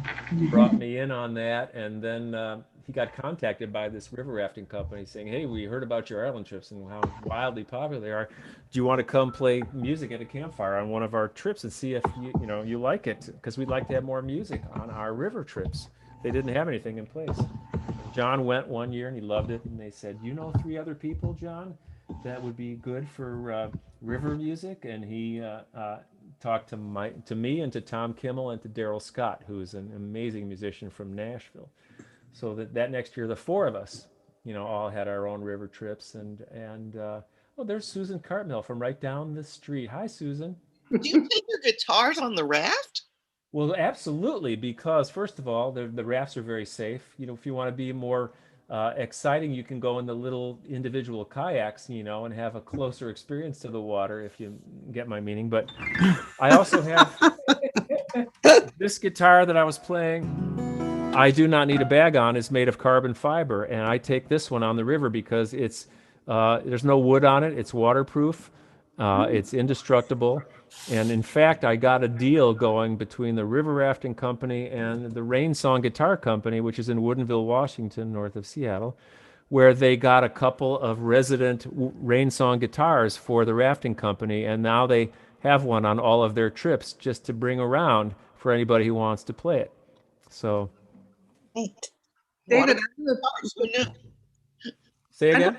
I'd like to put something out there.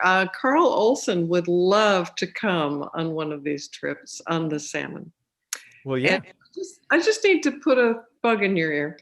I'm not sure how we can work that out, but it'd be great. Well, it's not hard. You just he could drive from where you guys are, Barb. It'd be a lot easier to drive his car. Yeah. Yeah. Bill and Reed. Bill was with me this past year, and he picked me up in Missoula, and drove down from the Pacific Northwest and with another friend of mine. So it's very doable. Bill has been on the river. Bill, you might have some good things to say about the trip too. Well, I was going to say about our trip last year, the company was very good in that their people were on the river 6 days a week, and on the 7th day they were told, "Don't go to town, stay safe." And so we were all good, they were all good, and we had a wonderful time. And don't worry about the groover; it's a lovely spot. They always put you in, very private, and they have a system that nobody can approach until you're done. So I am going to tell you all, you will never do your business in a more beautiful place in this world. In total isolation and no fear of anybody bursting in on you. I mean, there's more of a chance of somebody walking in an airport bathroom than there is, on the Salmon River. It's like you just kind of want to sit there all day. Not really. Hey, David, Catherine Hitchcock has her hand up, and I don't know if you can see that because there's more than one screen here. Okay, well, I've got everybody on one screen. I've got that fancy news. So who's hit? Let's see. Catherine Hitchcock has her hand up.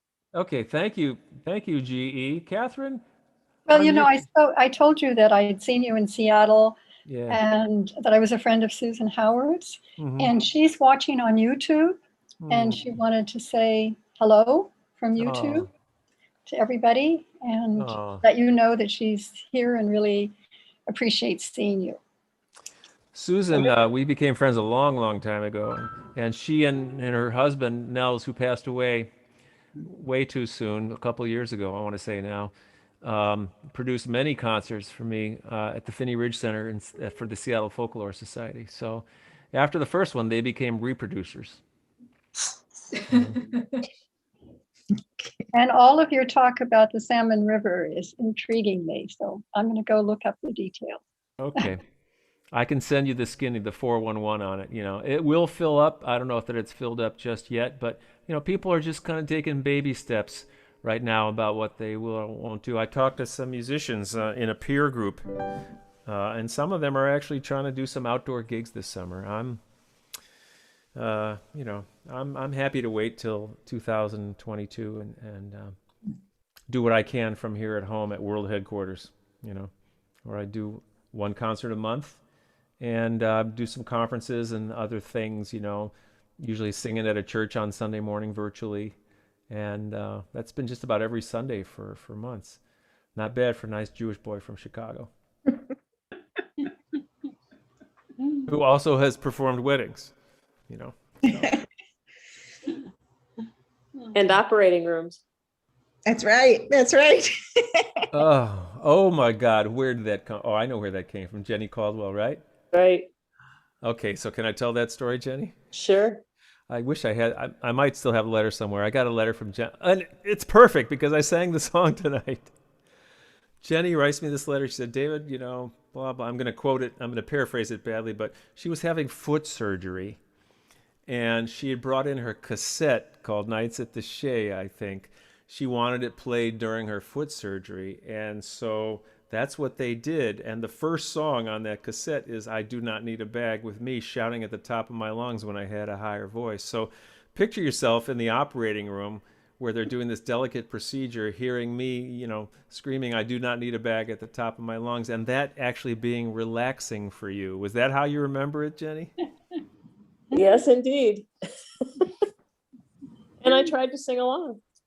Oh, yeah. And then she writes, I tried to sing along, but that didn't work very well because of the drugs.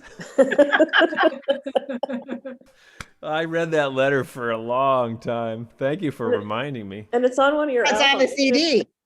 That's Yeah. right. I read a live cut. I probably should have asked your permission. Oh, my God. No, it's It's I easier got to a ask bag out of forgiveness it. than permission. That's right. It's I got nice a bag to out meet of it. you, Jenny. Sorry?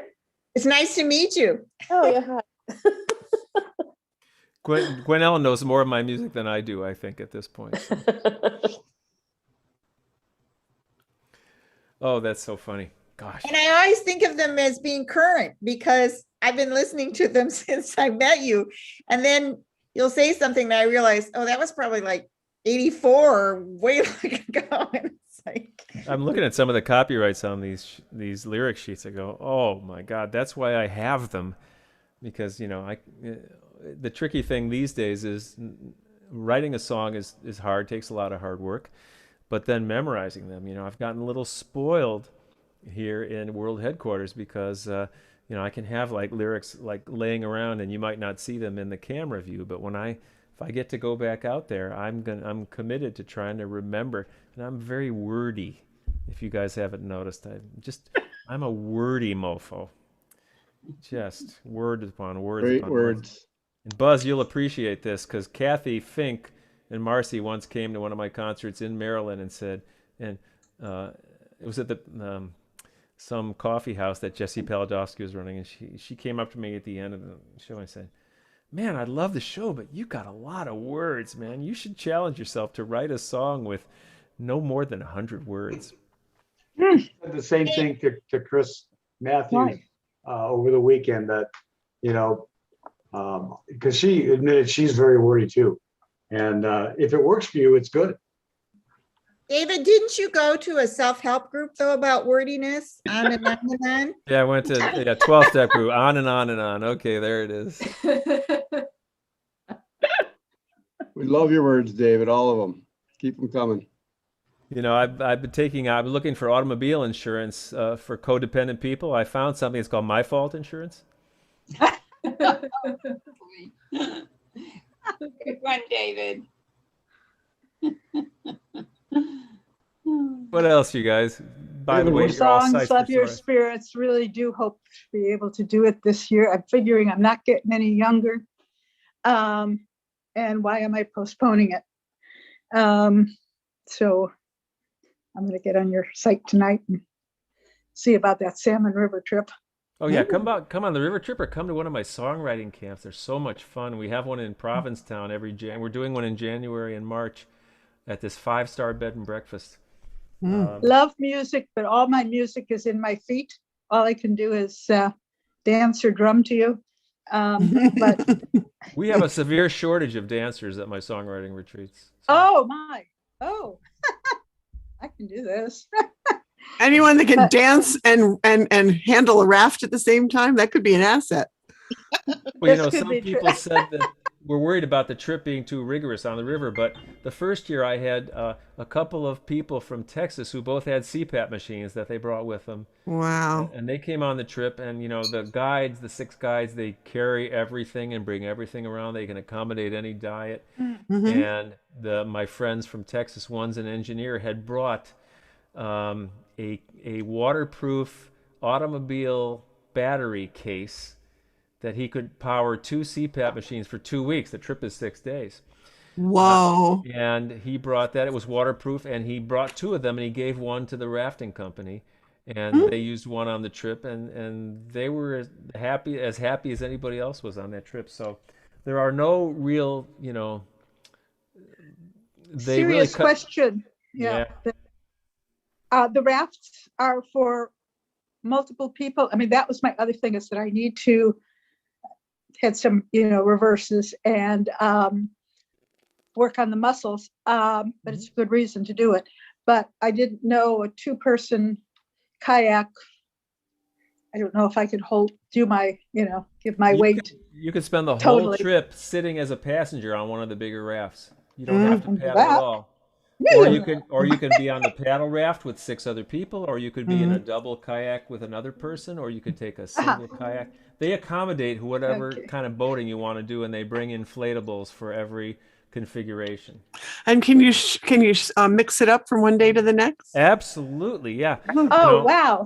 Yeah, they tell you, they know the rapids very well, so they'll tell you this next 4 miles is for the A team, for the people who, are a little more adventurous and might get flipped out of the boat, but the river is deep and water is very forgiving, and it's kind of part of the fun. But if you're in the big boat or one of the medium-sized rafts, you don't even have to get wet that week if you don't want to. You can make it, What's the last of the rapid?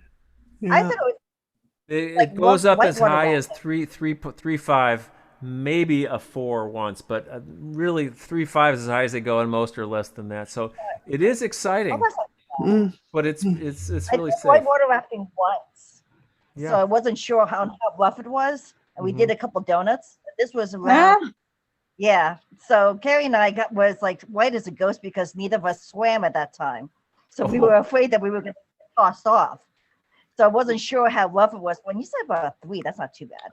Well, everybody's required to wear a life jacket and a helmet, and they give you really good information about what happens if you somehow end up in the water. You point your feet downstream so that it doesn't snag your foot. In other words, you're going in the direction of your feet, and it all works beautifully. And they're really, really good. These 6 guides, they're multitaskers. They're all great cooks. They're all great. They go get the campgrounds every night ahead of us, and so when we get to any given campground in the late afternoon, the kitchen's set up. They're making happy hour and dinner. They bring some wine for anybody who wants it. You can bring beer or wine, and then they serve gourmet meals. I mean, and any diet you want. Oh, wow. Are these guys married? The guides range in age from late 20s to early 70s. And we have 6 of them. And I would say more of them are on the younger side, but they're workhorses. And, I didn't have to carry my guitar that whole week unless I wanted to. And I did, because I didn't want them to work so hard, And they know every nook and cranny of the valleys, and take us to hot springs and to canyons and day hikes and all that sort of thing. So, and then we just a rafting trip would be athletic. It sounds like you don't have to be. No, you don't have to be, but you can be as athletic as you want to be. You can ride like the Queen of Sheba the whole time, or you can, get in that, the rubber ducky they call it. Get in the 1-person kayak and be right on the level of the water with the river. It's amazing. And I'll tell you something else. I'm a city boy. I grew up in Chicago. I lived 10 years in New York City, Seattle, Los Angeles, Anchorage, Alaska. I'm a city boy down to my bones. And the first few nights when I was camping on the shores of the Salmon River, I started to feel the rhythm of the earth in a way I never felt before. I could sort of feel this heartbeat and this pulsing, even on land. Wow. So they call it digital detox. And my friend Shar is there. Her partner Jim is my best friend from 10 years old. He went with me one year and survived, and he's not in shape for anything. Got squash or pickleball once a week, right, Shar? So have you had young kids join the trip? Yeah. Some people brought their kids, and in one case, There was a gal who works for the Seattle Symphony who brought her her mother and her daughter. So there was the grandmother, the mother, and the daughter. The three of them Wow. were there. Yeah, Nice. Nice. sweet stuff. Mm. So Wow. it's not, you know. So now they have a battery so someone can bring a CPAP and not bring their own. Yeah, I mean, if you had a CPAP and wanted to use it, you would contact them, and they would do everything they can to accommodate you. That's the other thing about the raft company and the people in Idaho.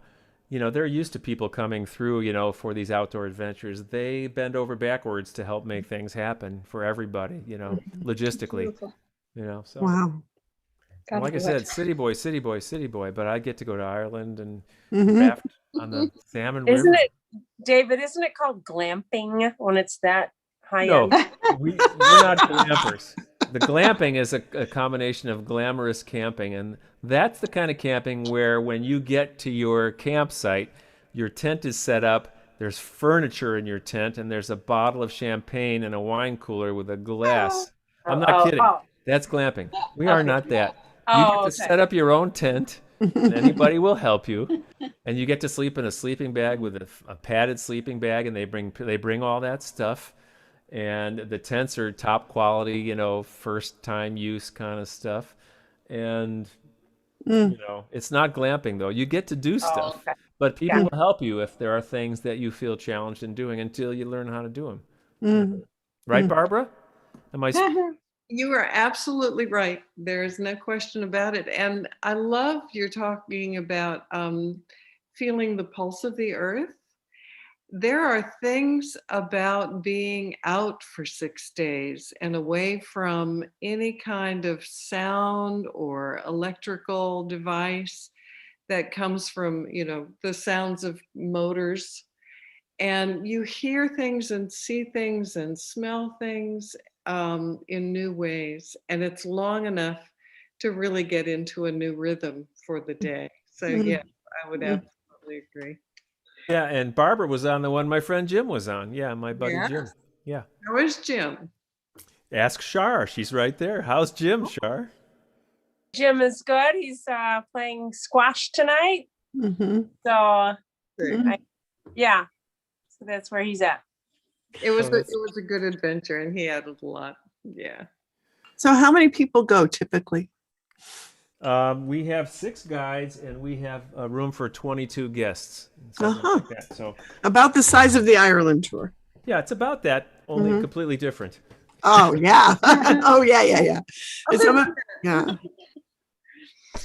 David, I'm going to head on out, and I just wanted to tell you that this has done my heart good in all ways. I really focus on environmental issues a lot of time, and it makes my heart hurt sometimes to be aware of the changes that we're seeing in our world. But your music really does my heart good, and it was wonderful to be a part of this today. You know, it's great to see you, and I know your pain because you know we're watching all kinds of stuff on the internet, and among the things we're seeing is, you know, the deforestation where orangutans are wondering where their home is now when they've cut down. It's just heartbreaking stuff, going back to polar bears, you know, floating around on ever diminishing pieces of ice. It's just if anything takes me out of this life, it's going to be the pain of that. I just feel so much of that, you know, how I would add to that because I've been extremely politically active and living in Florida. If you guys are familiar with the politics of Florida, I so hard and everything has gone so backwards and it has been so depressing. And I've been involved with that with my Unitarian church and it really gets tiresome. So I too want to say thank you, David, because it's been a very, very, let's say, diminishing my stress levels. So thank you.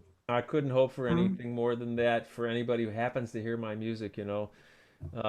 I really do it for myself. Yeah. It's my way of expressing, you know, what can't be expressed. And if anybody What a takes, wonderful influence. yeah, I if couldn't anybody agree takes with something from it, Nancy. that's a bonus, you know. And thank you for the updated lyrics that reference George Floyd too. Mm-hmm. That was neat. Yeah. I could have spent a whole hour on that, you know, but Yeah. Oh my God. It was nicely done. Thank you. hey, very kind. But I couldn't have agreed with, I don't know if I'm still muted or Yeah, not. you're there. No, you're not. Oh, huh? We still hear you. Oh, okay. I was going to say I couldn't agree more with Nancy about it bringing healing is the word I would use, David, to you. I have been in this bone marrow transplant symposium every day for the last week they've done, which is great with all these modalities. Nothing does it though, like being on the water and hearing your music, or music in general. So I'm looking forward. We'll try it. You know, the rhetorical question, and Buzz could speak to this too, I'm sure, and any other musicians, Nancy, and you know, does a song make a difference in the world? Mm-hmm. You know, and you could get as many answers as people responding to it, but for me, it makes a difference. You know, how it feels when I sing it and I play it. Yeah. David knows that I do music therapy with developmentally disabled adults, and I taught one small group of them My Voice Matters. And I will tell this anecdote quickly because I know we all have to sign off and go do other things, but I hadn't just have a little single malt, so take your time. Okay, fine. So David actually Zoomed in with us and they got to meet him and ask him questions. And then we didn't sing the song for a few weeks. And then one of the individuals in the group asked for the song again. And I jokingly said, I thought you'd be tired of it. And completely seriously, he came right back at me with, it's an important song. And there was nothing more I could say. This is a guy who normally just, you know, kind of jokes and pushes things off, but that was his response. It's an important song. So the song Nancy's referencing is one I co-wrote with 60 people with different abilities at a conference, you know, about 4 or 5 years ago in Florida. You know, obviously I did some of the heavy lifting on it, but I was trying to, the question I asked them when I walked in the room with a whole hour in which to try to write what I wanted to be a new anthem for the different abilities movement was, if someone walked into this room and took a look at all of you, and they were all shapes, sizes, and all kinds of assisting devices and whatnot, what would you like them to know about you that they might not, you know, guess about you by looking at you? What would you like? And immediately a man in the back sitting in a wheelchair said, I'm a gifted person. And it went on and on like that. So 45 minutes later, we had a song, you know. David, you want to sing a verse of it so they can get a sense of it? Please? Yeah, it's just, yeah. God bless Brandon O'Sullivan. He's still here with the chat. He's going into overtime, and I don't mind. My voice matters. There it is. My voice matters. My voice counts. Get to know what I am all about. No more labels, fears, or doubts. My voice matters. My voice counts. Like that. Yeah. It's a beautiful song. Beautiful. Hey, David, too. Thank you so much. Marilyn on Facebook asked if you would sing the prayer. I just wanted to pass that along to you. Sing the what? She asked if you would sing the prayer. I'm not sure what the prayer you is. know what a specific one. Maybe the one you were talking about doing on Sunday. I'm not sure. I'll ask her. Okay. It's not May the Light of Love. No. Hard to tell. Lawrence Pennant, we haven't heard from you. Larry? David, is the song you were just doing, is that the same one where the person talks about I'm competent and I'm helpful and that stuff, or is that a different song? You're thinking of Mary Jo and Carol. Yeah. Yeah. So those are two different songs, but Mary Jo and Carol is about these two ladies I met who wanted a song, complaining about all the people who made fun of them, so, so that turned into another life changer for me, in terms of meeting them and staying friends with them and telling their story. So when they told me their story over a luncheon at a diner on Martin Luther King Sunday in Davie, Florida, 6 years ago, not that I remember, we're really tired, they said, of people who make fun of us all our lives. And 2 hours later, I had their song, and I made them co-writers on it. So I got to hand them a royalty check one year. We all went to the movies with, Abilities Venti. Some great stories that came out of that. They loved going to Starbucks, so I emailed all my people on my email list, and we got over $1,300 worth of Starbucks cards for them one Christmas. And I said, why don't you get like 3 times the value of Dunkin' Donuts, for crying out loud? But they they like the Starbucks, so who am I to say?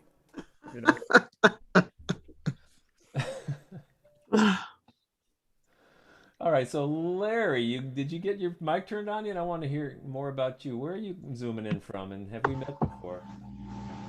He disappeared. I scared him away. Thank you. Can you hear me? Yeah, I hear you. Yeah. Oh, cool. Technology challenged. To say challenged. You're doing fine. So We right hear now you, I Larry. see you. I don't know how I unmuted. Oh, here, back to meeting. Maybe that'll do it. There you go. Let's hear what you have to say, young fella. Someone asked about the prayer, and of course, "May the light of love" came right to my mind. In fact, I had just, while we were on this meeting, I was looking through your lyrics, and I came across that one. I remember that I'm 71 now, but when I was raising our children, this was our prayer at our dinner. So I found your lyrics on your website. I copied it, and I just finished throwing it in my journal. Oh, thank you. And I have to say that now that I am 71, I'm dedicating my life to the planet, which kind of came to me late in life. I spent my whole life in fossil fuels. We scoffed at climate crisis. Yeah. And now I've done my homework, and I realize, oh my goodness. And my brother was in plastics. So you can blame the two of us for what we've done. Although we're trying to make up for it, we just held a conference, making people understand what's happening, what's at stake, why it's happening, and why we all need to get to zero CO2 emissions. In fact, and then 2 days ago, someone called me and asked if we would. I hesitate because somebody asked me if I would put together a group of people who all have the common interest, the common cause of helping women. Now, I just went from climate to women, but apparently that a part of the biggest problem with the climate is there's so many of us. And all of the ways that I can think of reducing population are rather nasty. Famine, disease, but the only way that we can address that in a humane way is by educating women. So they asked if I would put together a group of people who want to get together once a week, talk about it, plan it, share ideas. If any of the people listening are interested, I don't know, David. I don't want to be pushing anything during this talk, but what I can say is I'll just limit it to what the other woman said. It can be discouraging. You wake up in the morning and think about the problems on this planet, with injustice, with poverty, with and it's not just the polar bears. By the end of the century, 80% of New York City has got to be abandoned. Cambridge, Mass. We're going to be out of seafood in another 30 years. It's going to affect all of us, not just the remote orangutans. And I feel badly about them. I lost my train of thought, but but I'll say that I know what it was, that is just as devastating daily, and your music, I almost want to cry, is uplifting and encouraging. And thank you, Dave. Thank you, Larry. You know, back in the day when Nancy and I were trudging around Greenwich Village in the 1980s, I think some people just utterly dismissed me because I had kind of a positive spin on things, and I wasn't going into those dark, cryptic, mysterious, artistic kind of songwriting. I was using what I still call to this day mindful optimism, not mindless navel gazing, right? But mindful optimism, right? And you know, all these years later, and Nancy, that was a long time ago. It was. You know, those. You know, we stick to who we stick to. You know, so we find our way to one another. Absolutely. David, can I tell the quick story about the song I wanted you to sing at our wedding? And okay, so David had a beautiful song, just like the keys of a piano are we, two different colors and all different keys. Anyway, Jerry and I wanted that sung at our wedding, but on June 1st, 1986, when we were getting married, David was at the New Folk Contest of the Kerrville Folk Festival, and we were getting married at 2 p.m. in Connecticut. So at 12 noon in Texas, he got up on stage and said, "I'm dedicating this song to my friends Jerry and Nancy in Connecticut."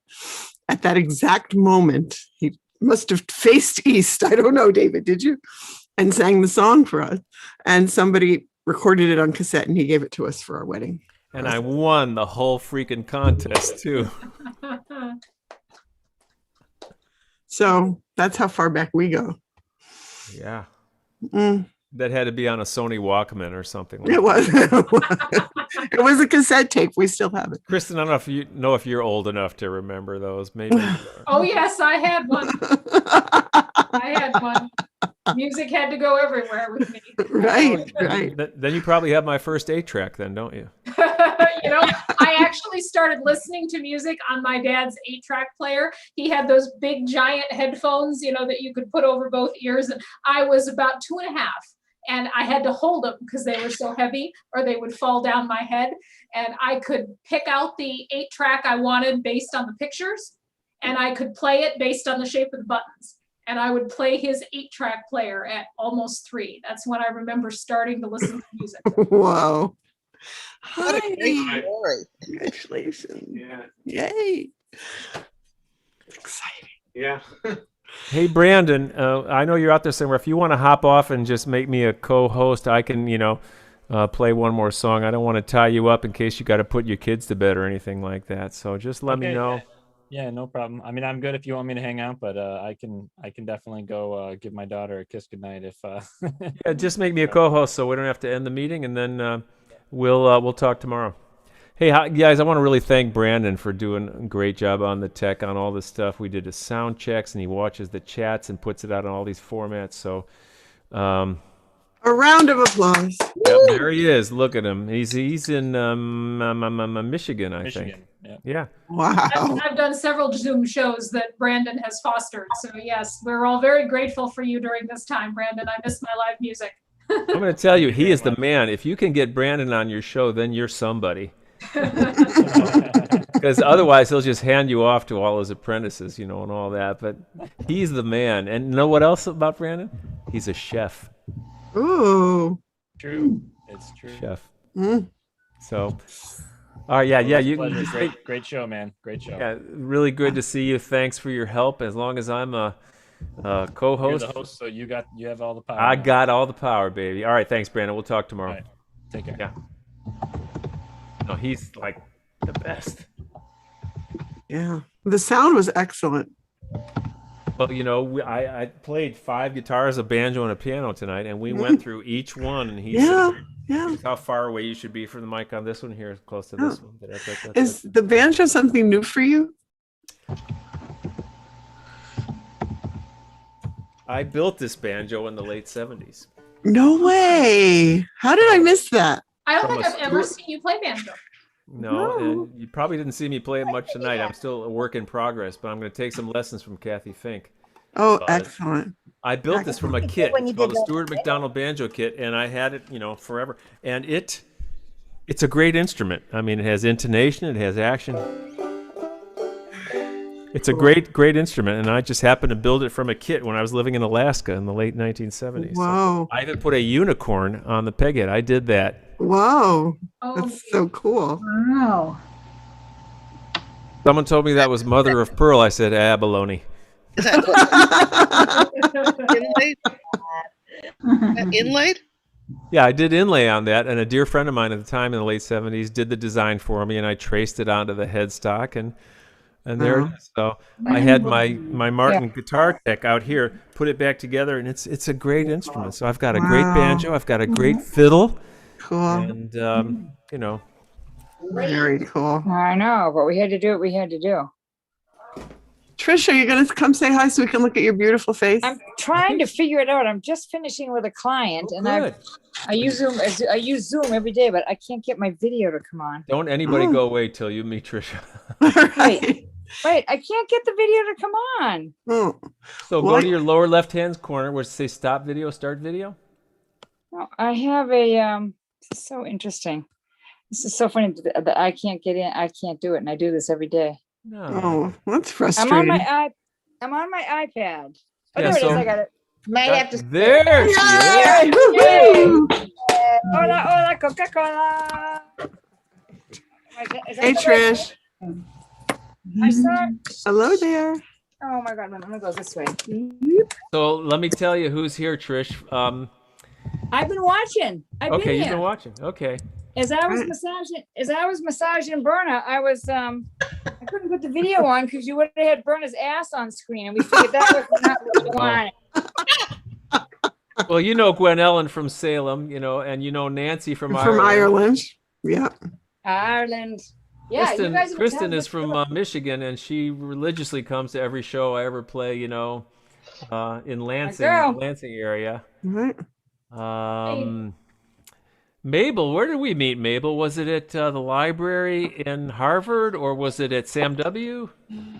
I think that I first saw you when you were doing a show the night before Thanksgiving at Passine. Oh. With Bob Dylan and all that, and because you were going to your sister's for Thanksgiving.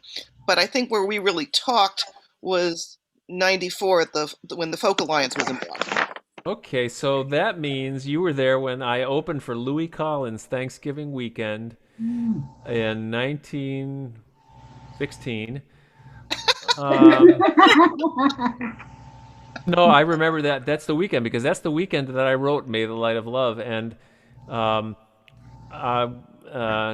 was inspired by Bob Frankie's song Thanksgiving Eve. And I played that song for the first time in Rick and Lorraine Lee's living room Thanksgiving weekend in Cambridge. So what year are you talking about? This would be 1986-ish. Yeah. We moved up to Boston in '87. Were you willing to believe it was '87? Sure. Maybe. I'm willing to believe that. Okay. So this wasn't Thanksgiving weekend, I don't think. I think it was the night before Thanksgiving. Oh, okay. It was literally, as Bob Frankie says, Thanksgiving Eve. Yeah. Okay, I believe you. Back in the day, this legendary club in Cambridge was called Club 47. 47, yep. Where Tom Rush and Joan Baez and Dylan and all of them used to play when they were in Boston. It was like the bottom line, of Boston, and a little downstairs place on Palmer Street. And back in the day, even when I got there in the mid to late 80s, they would have a local artist make a handmade poster of who was playing that weekend, with a really art. I'm going to go pull one out. I got one right in my closet here. I opened that year for Patty Larkin, Sean Colvin, and Louis Collins. And back in those days, those artists would do the whole weekend. They play Friday night, Saturday night, and 2 shows on Sunday. And I was the opening act for all 3 of those guys. I'm going to show you what one of these posters looks like. Their work art, they're amazing.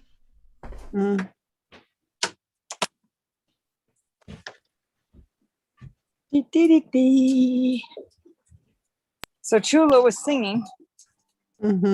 with David and with on Earth. This morning in yoga class, everybody's in deep shavasana, laying down. David comes in and plays Earth, and don't you know, Chulo sings and hits the note. Hits the note. You got Whoa. the note. Wow. Wait, Right, Chuchi? who's Chula? I'll show you. Hold on. I just came upstairs. I'll show you. Senor Chuchu, look at you. All right, this is the first time I ever played at Passy and was opening for Louis Collins. Whoa. Oh, wow, David. That's going back. When was that? 19 what? That was 86, I think. 86. Yeah. Friday, Saturday, 2 shows Sunday. Yeah. You know, and this was for Sean Colvin. Same thing. Wow. Oh, nice. What we have to do is talk about this. what key was Truva singing in? R sharp. Sharp. David, where was it that you tell a story about, I think it was with Ann Hill, you arrived someplace and the posters were wrong? Yes, that was here in Michigan. I was there that day. What was the mix-up? Yeah, they were messed up, yes. But I don't remember what they... Not that I save anything, but since you mention it. And there they are. Oh my. That's fun. And when we got there and saw these all over the place, we looked at each other and said, "That's not us." Who were they? The graphic artist didn't know who we were. Not that he or she should have, but they just grabbed the first David Roth and Ann Hills who looked like a folk singer on the internet and then put this poster up. We're all over the place. They Googled it and came up with that. Yeah. They're all over the place, and this is truly one of my favorite possessions ever. And when I came home, my lovely wife of 26, 27 years said, "I can't believe it." She was indignant that, "I can't believe they didn't know who you are. You've worked so hard. You've done." I said, "This is like the coolest thing that's ever happened." Did anybody object when you two showed up on stage? No, the minute they opened their mouths, that would have been it. And the presenter was mortified, and we were beside ourselves with glee. You know, we all thought it was hysterical because we all knew better. That's folk music in a nutshell. If you want to get in the FBI Witness Protection Program, own folk singers.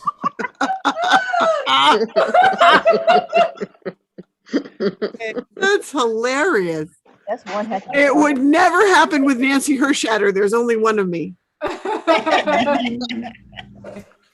wonder who the real people behind those photos. There's about 12 of me in LinkedIn. Oh no.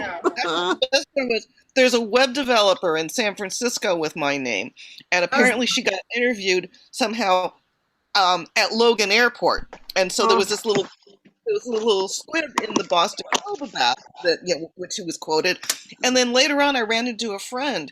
I said, "Oh, you are still living here." So he'd read this thing about Mabel Lang, web developer in San Francisco. I said, "No, not me."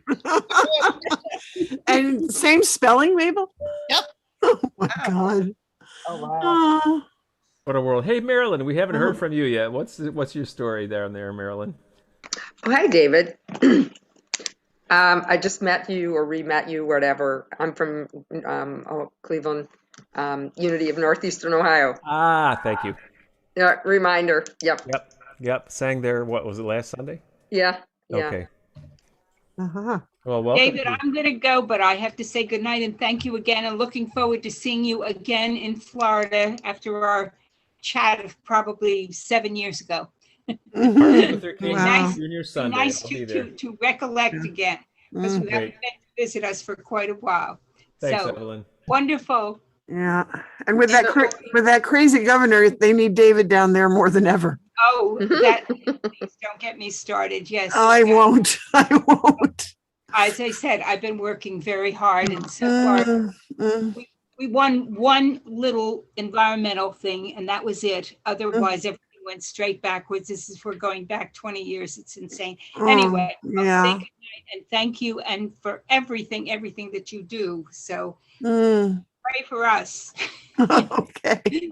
Good night now. Good night. Good night, Evelyn. Thanks Good for hanging out. night, Evelyn. Hey, David, it was, I had asked for, actually, the song was the lullaby, not the prayer, yeah.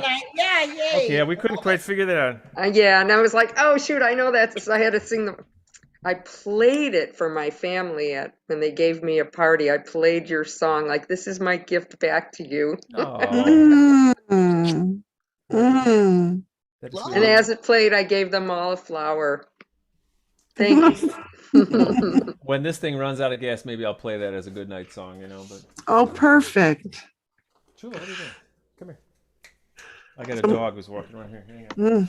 Come here, I'm not coming up with any recollection of a song that's a lullaby. I'm sending you a wish tonight, and I'm wrapping it with love. It goes like this.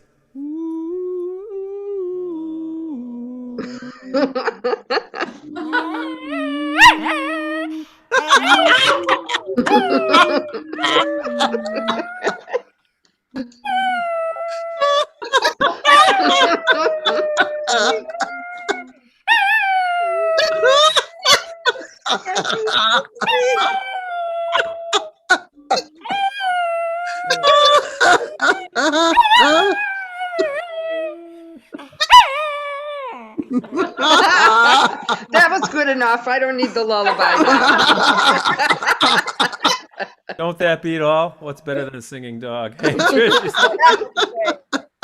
Now, if the phone would just ring in that key, you'd be just set. there's a couple other songs he loves. Happy Birthday and This Is My Last Day on This Earth. Oh. This is my last day on this earth.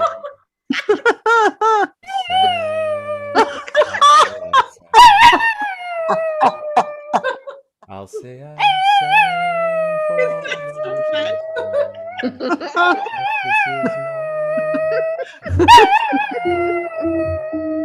He sounds like one of those singing songs. So just a certain songs, or don't they all work? Some do. Some do work better than others. No. Truva was just singing an A flat because I'm sitting at the piano and I checked. Oh. That's right. F flat. David said F flat. No, Trisha teaches Zoom yoga classes, and she puts on her chanting at the end, and he starts chanting along. Hey, Trisha? Uh-oh, we lost her. On me? No, wait a Mhm. minute. Wait a minute. You didn't lose me. Hold on. Hold on. I love these after parties.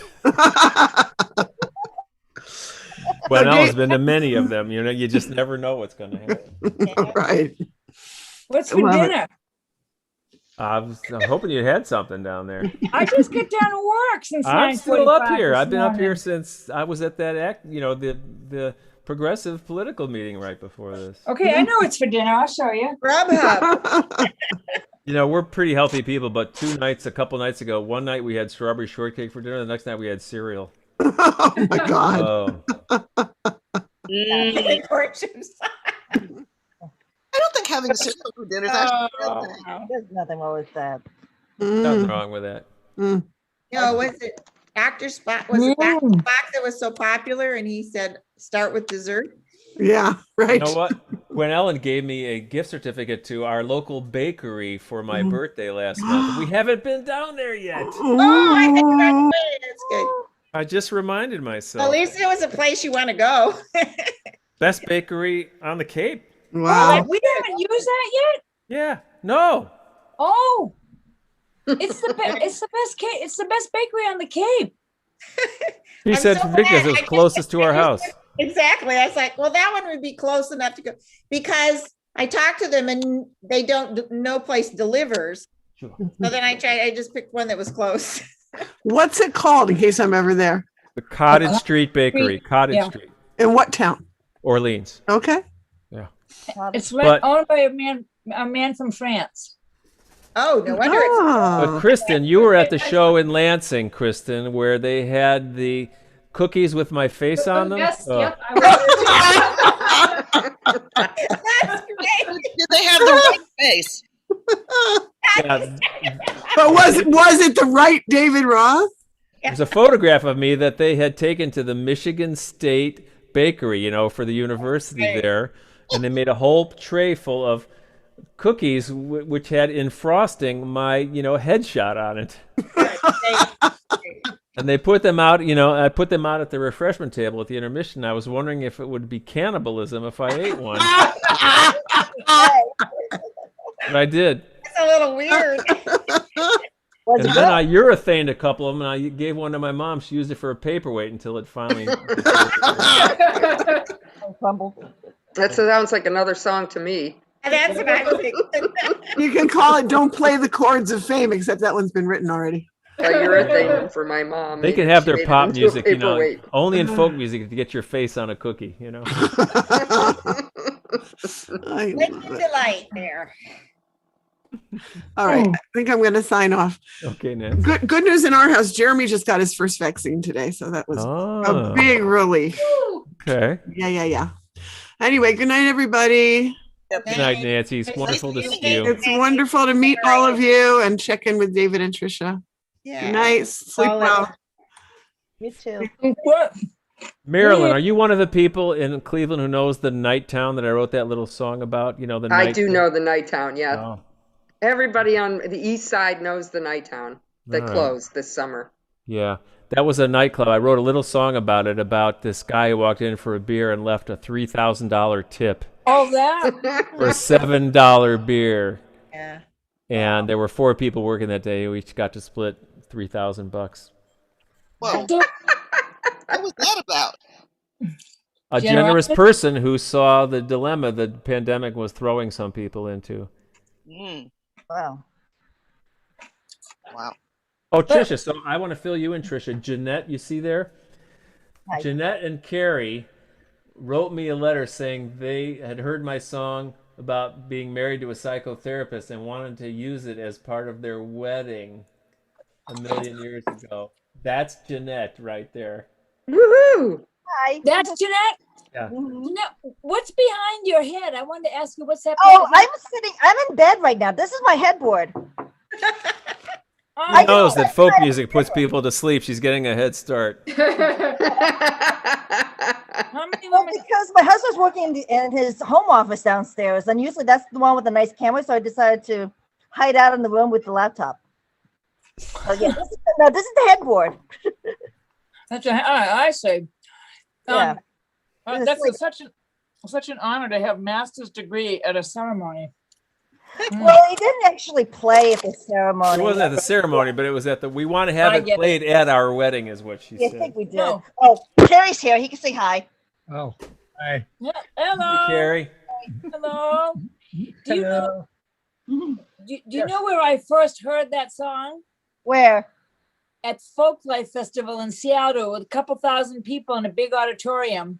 No and I way. was with my friends, and I go, "Oh, he starts the song, and I go, oh, I think this is a new song. I haven't heard it." And then I'm sitting there going, oh my gosh.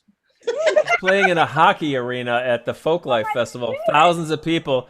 And it was Trisha's birthday, so I'd written her a birthday. Oh, it's fun. And she was getting her master's degree at Antioch in psychology, so that's where that song came from. Okay. Oh, yeah, such a good First picture. play wasn't on the album yet. I think that's Oh, what. it was brand new. Yeah. It sounds like you're not doing psychology now, Trish. You're doing. I do. Yeah, I do. I right now a lot. There's a lot of people coming out of the quarantine that are, I'm having a hard time readjusting. I do basically now the work of Byron Katie. That's the methodology that I'm using. Oh, okay. I was hearing about yoga and massage and stuff, so I was wondering if you sort of switched. No, I'm a Gemini. I'm a Gemini, so I like a lot. I'm a holistic therapist. You give me a body, because so much of the somatics that people have are unexpressed emotions, Yeah, that is true. You know what I'm saying? And so the Byron Katie work is a great way for the person to take charge of their whole session, because they write the worksheet and then they do the work on the worksheet. And I can hear my own words to make me change better than I can hear someone else, giving me advice or interpreting what I'm saying. Mm-hmm. With the worksheets, phenomenal. You fill out, Katie? Oh yeah, I'm very familiar with that worksheet. It's phenomenal. Yeah, I've worked with her for years. David went for his 60th birthday. He went 9 days and worked with her. Cool for the And, work in Ojai, California. yeah, it's beautiful work. Beautiful. I was a yoga therapist for a while, but I just still felt like it was too limiting. But then when I worked with Byron Katie, I was like, this is it. It just works. It's easy. People will say it's like doing 4 sessions in one session, It's pretty powerful. Right? It does cut through a lot. Right through. But you have to be ready and open to really dive so deep into yourself and own the truth. It's great. It's really freeing, very freeing.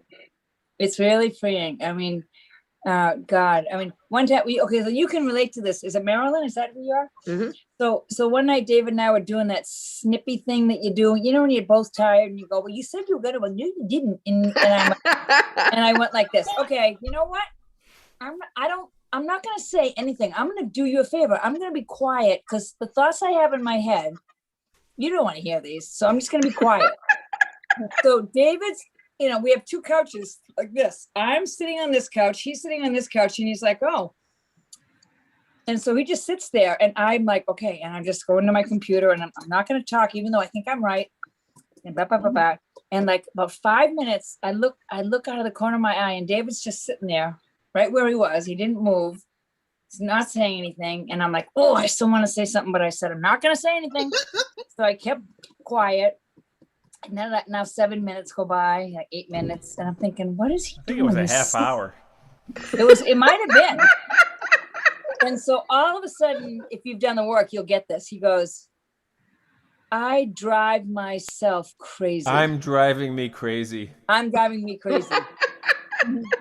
Because what I wanted to say was that you're driving me crazy, but when I thought through it, it was a half hour. I remember it was a half hour.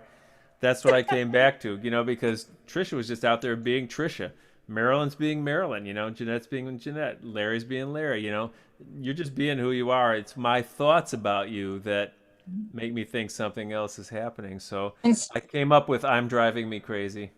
That was the turnaround. She's driving me crazy. Is it as true or truer that you're driving yourself crazy?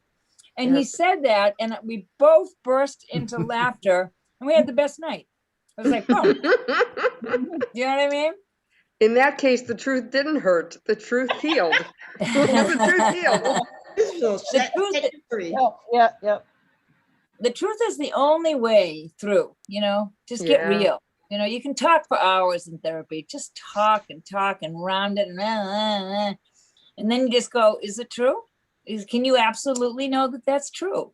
You absolutely know what you believe. And so many people are living with thoughts that aren't even true. And they're like, Jesus, what the hell am I doing? Give me a beat.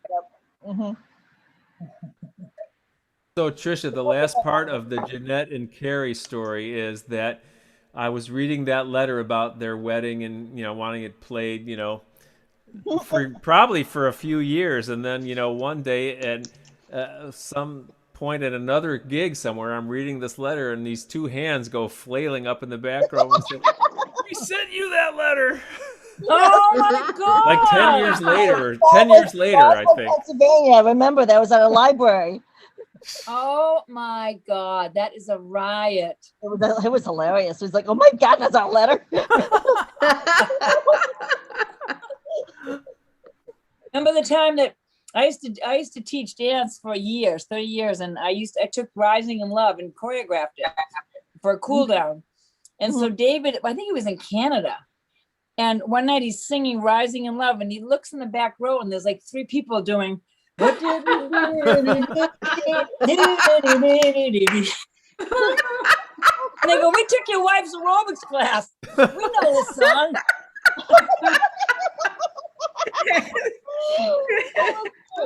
I'm not falling at all. I'm rising in love. Yep. Do you remember that, David? I do. This is hysterical. Both and the letter with Jeanette. It's hysterical. Trisha, earlier on, Jenny Caldwell was on, the gal who had her foot surgeon. She gave one of my cassettes to her foot surgeon to play during her foot surgery. And so while she's getting this tender operation, The stereo system is blaring. I do not need a bag. And she says, I tried to sing along, but it didn't work because of the drugs. Can you picture that? I can picture it. I sang that tonight. You know, I did my Earth songs. I know you were working, but I sang, you know, songs like that tonight. No, I heard you. You did? I've never massaged to a David Roth concert before. Oh. I put Bernadette on headphones. No, she goes, his lyrics are so cute. And I'm like, yeah. His lyrics are so cute. I did like the rendition you added on to Amazing Grace. I thought that was really nice. Oh yeah. Yeah, that was had really to make some kind of acknowledgement. I mean, beautiful. It's a where you remember where you were when kind of day. You know? I'm glad you did so many songs, because one of the things I wonder about folk singers are, because you write to things that are happening at the time, then sometimes they don't fit later on. I mean, they're still great music, but the lyrics don't fit anymore because it's about something that happened a long time ago. So that was neat that you were able to update that. So, well, Tom Paxton, who I studied with last weekend, you know, the dean of topical songwriters in folk music, he wrote songs like "The Last Thing on My Mind," you know, that 1 million people recorded. You know, he talks about a short shelf life on some songs, but I think I've looked for stories about real people in a certain point in time, but that are universal and timeless.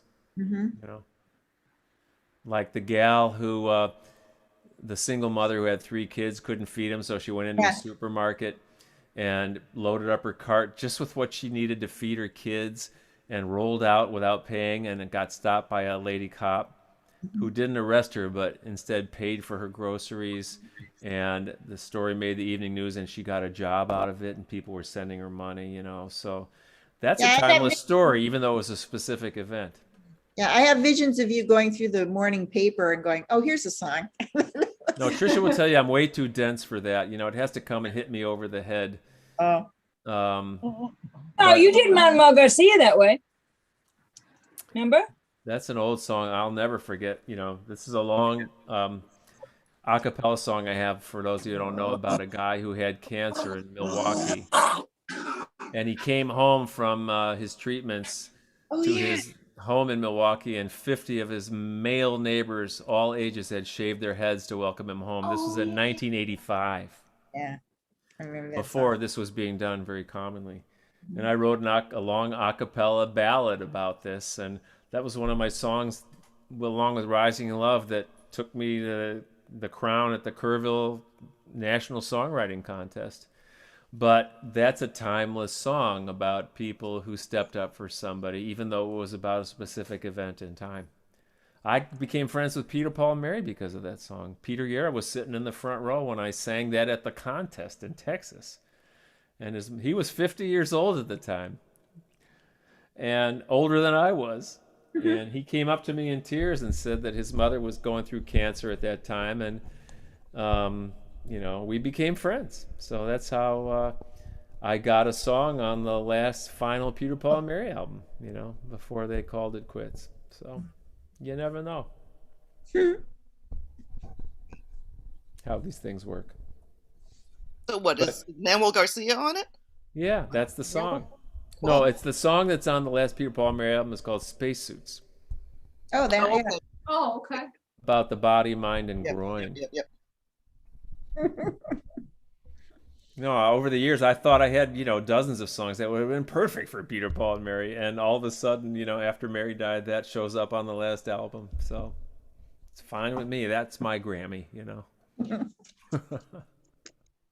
All right. My yoga starts real early in the morning tomorrow, so this was a beautiful concert. That's Listen, right. Marilyn, It's out there, isn't it? if you're ever really bored one morning, check Trisha's website. She does 5 Zoom classes a week and lots of yoga from our way living more room. than 5.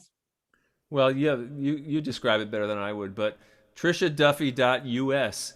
There's a whole bunch of classes on there. and Love it. It's a half hour on rebounder and all kinds of stuff. Rebounding is the way, my friends. I have a rebounder. Oh, I alternate. I do that and yoga, or I go hiking in the woods. Those are my 3. Well, I teach a 30-minute session of rebounders followed by 30 minutes of stretch and strength. And then 2 days a week, I teach 90 minutes of deep yoga. And the rebounder, though, anybody can do it. It's like with a bar, and we do strength, core. You know, you should pop in. Go to I will. Trisha Duffy. You should. You You guys, should. all of you, go to trishaduffy.us and just look at I'm just beginning a new website. I had a big, huge, complicated one, and I'm simplifying it way down. And I have an online library. And for May, I'm actually doing a special, I'm doing 2 weeks of Zoom classes. And then I'm giving people 2 weeks of free access to my online library with 100 videos of classes on it. Because David and I are going to be gone from my birthday and my birthday and his wedding anniversary. I'll join him. My wedding anniversary. So we're busy right now putting it all together. That's what I'm supposed to be doing right now instead of this. But we have over No, this is too much videos. fun. So nice. It's nice to hear what you're doing, and I will be on some of your classes. I have a pass that's due to expire in May, so that'll be perfect timing for me. Yeah, and you know Perfect what else? timing. You know what else to do is I teach 7:45 Monday, Wednesday, and Friday. That's the rebounder class. Anytime you just want to check in, you don't have to pay. Just go on the Zoom link. If you go on the site, it'll show you where the link is. All right. And you can go on. People come in and watch the class for free, and then they decide if they want to donate or take it or whatever. So, No, I'm going to toot your horn, Trisha, because Trisha is a world-class teacher. She truly is. I don't just say that. Well, I'm an anatomy mama. I know the body, you know. I know the body, and I know how to move it. She's very shy and diminutive, too. Om Namah Shivaya.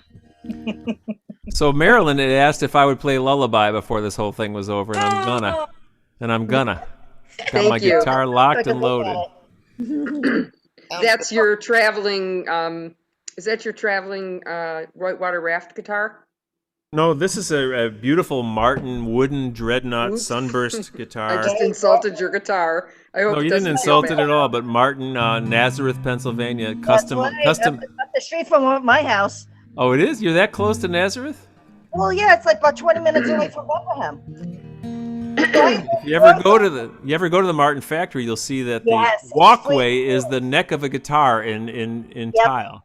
Oh, cool. And then the free museum is the shape of a guitar when you go through the museum.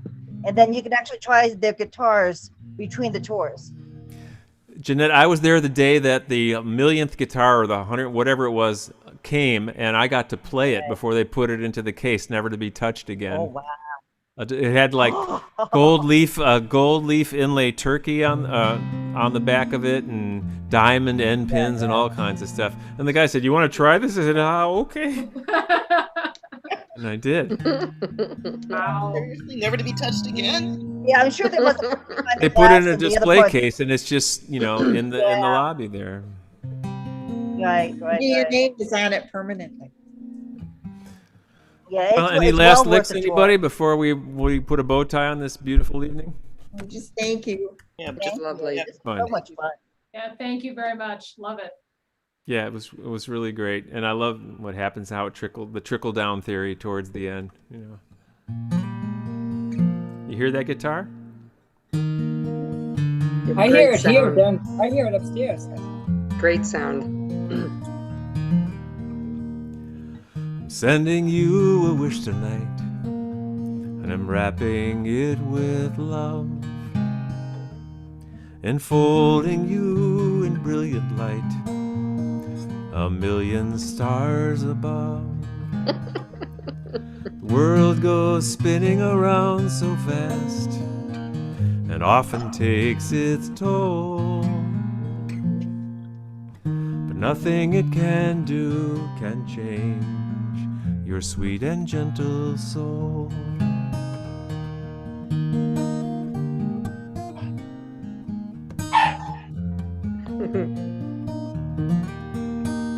The noises fade, commotion calms, and all the earth is still. I hold you in my thoughts tonight, and know I always will. world goes spinning around so fast and often takes its toll. Nothing it can do can change your sweet and gentle soul.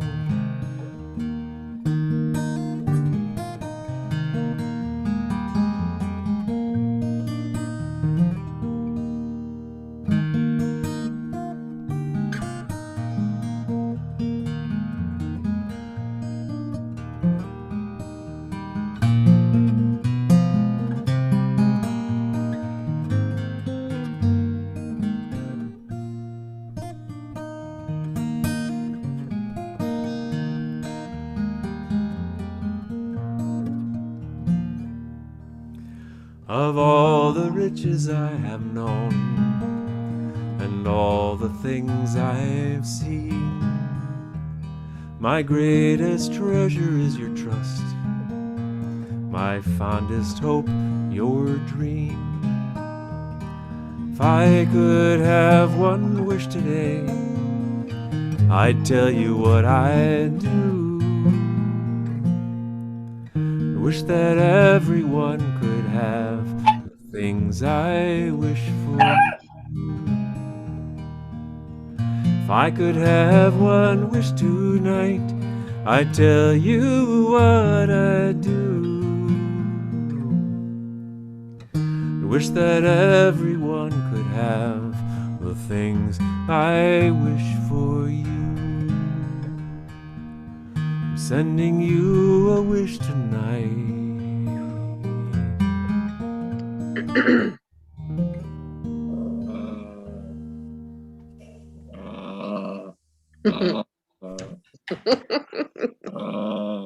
Oh. I thought he was gonna I thought the dog Good night, everyone. Hey, good night. Thank you all so much. Be well, everybody. Thank you.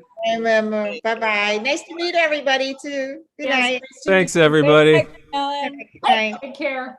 Bye. Take care. Be well. Mabel, say hi to Bob for me. Okay, thanks. I will. Okay.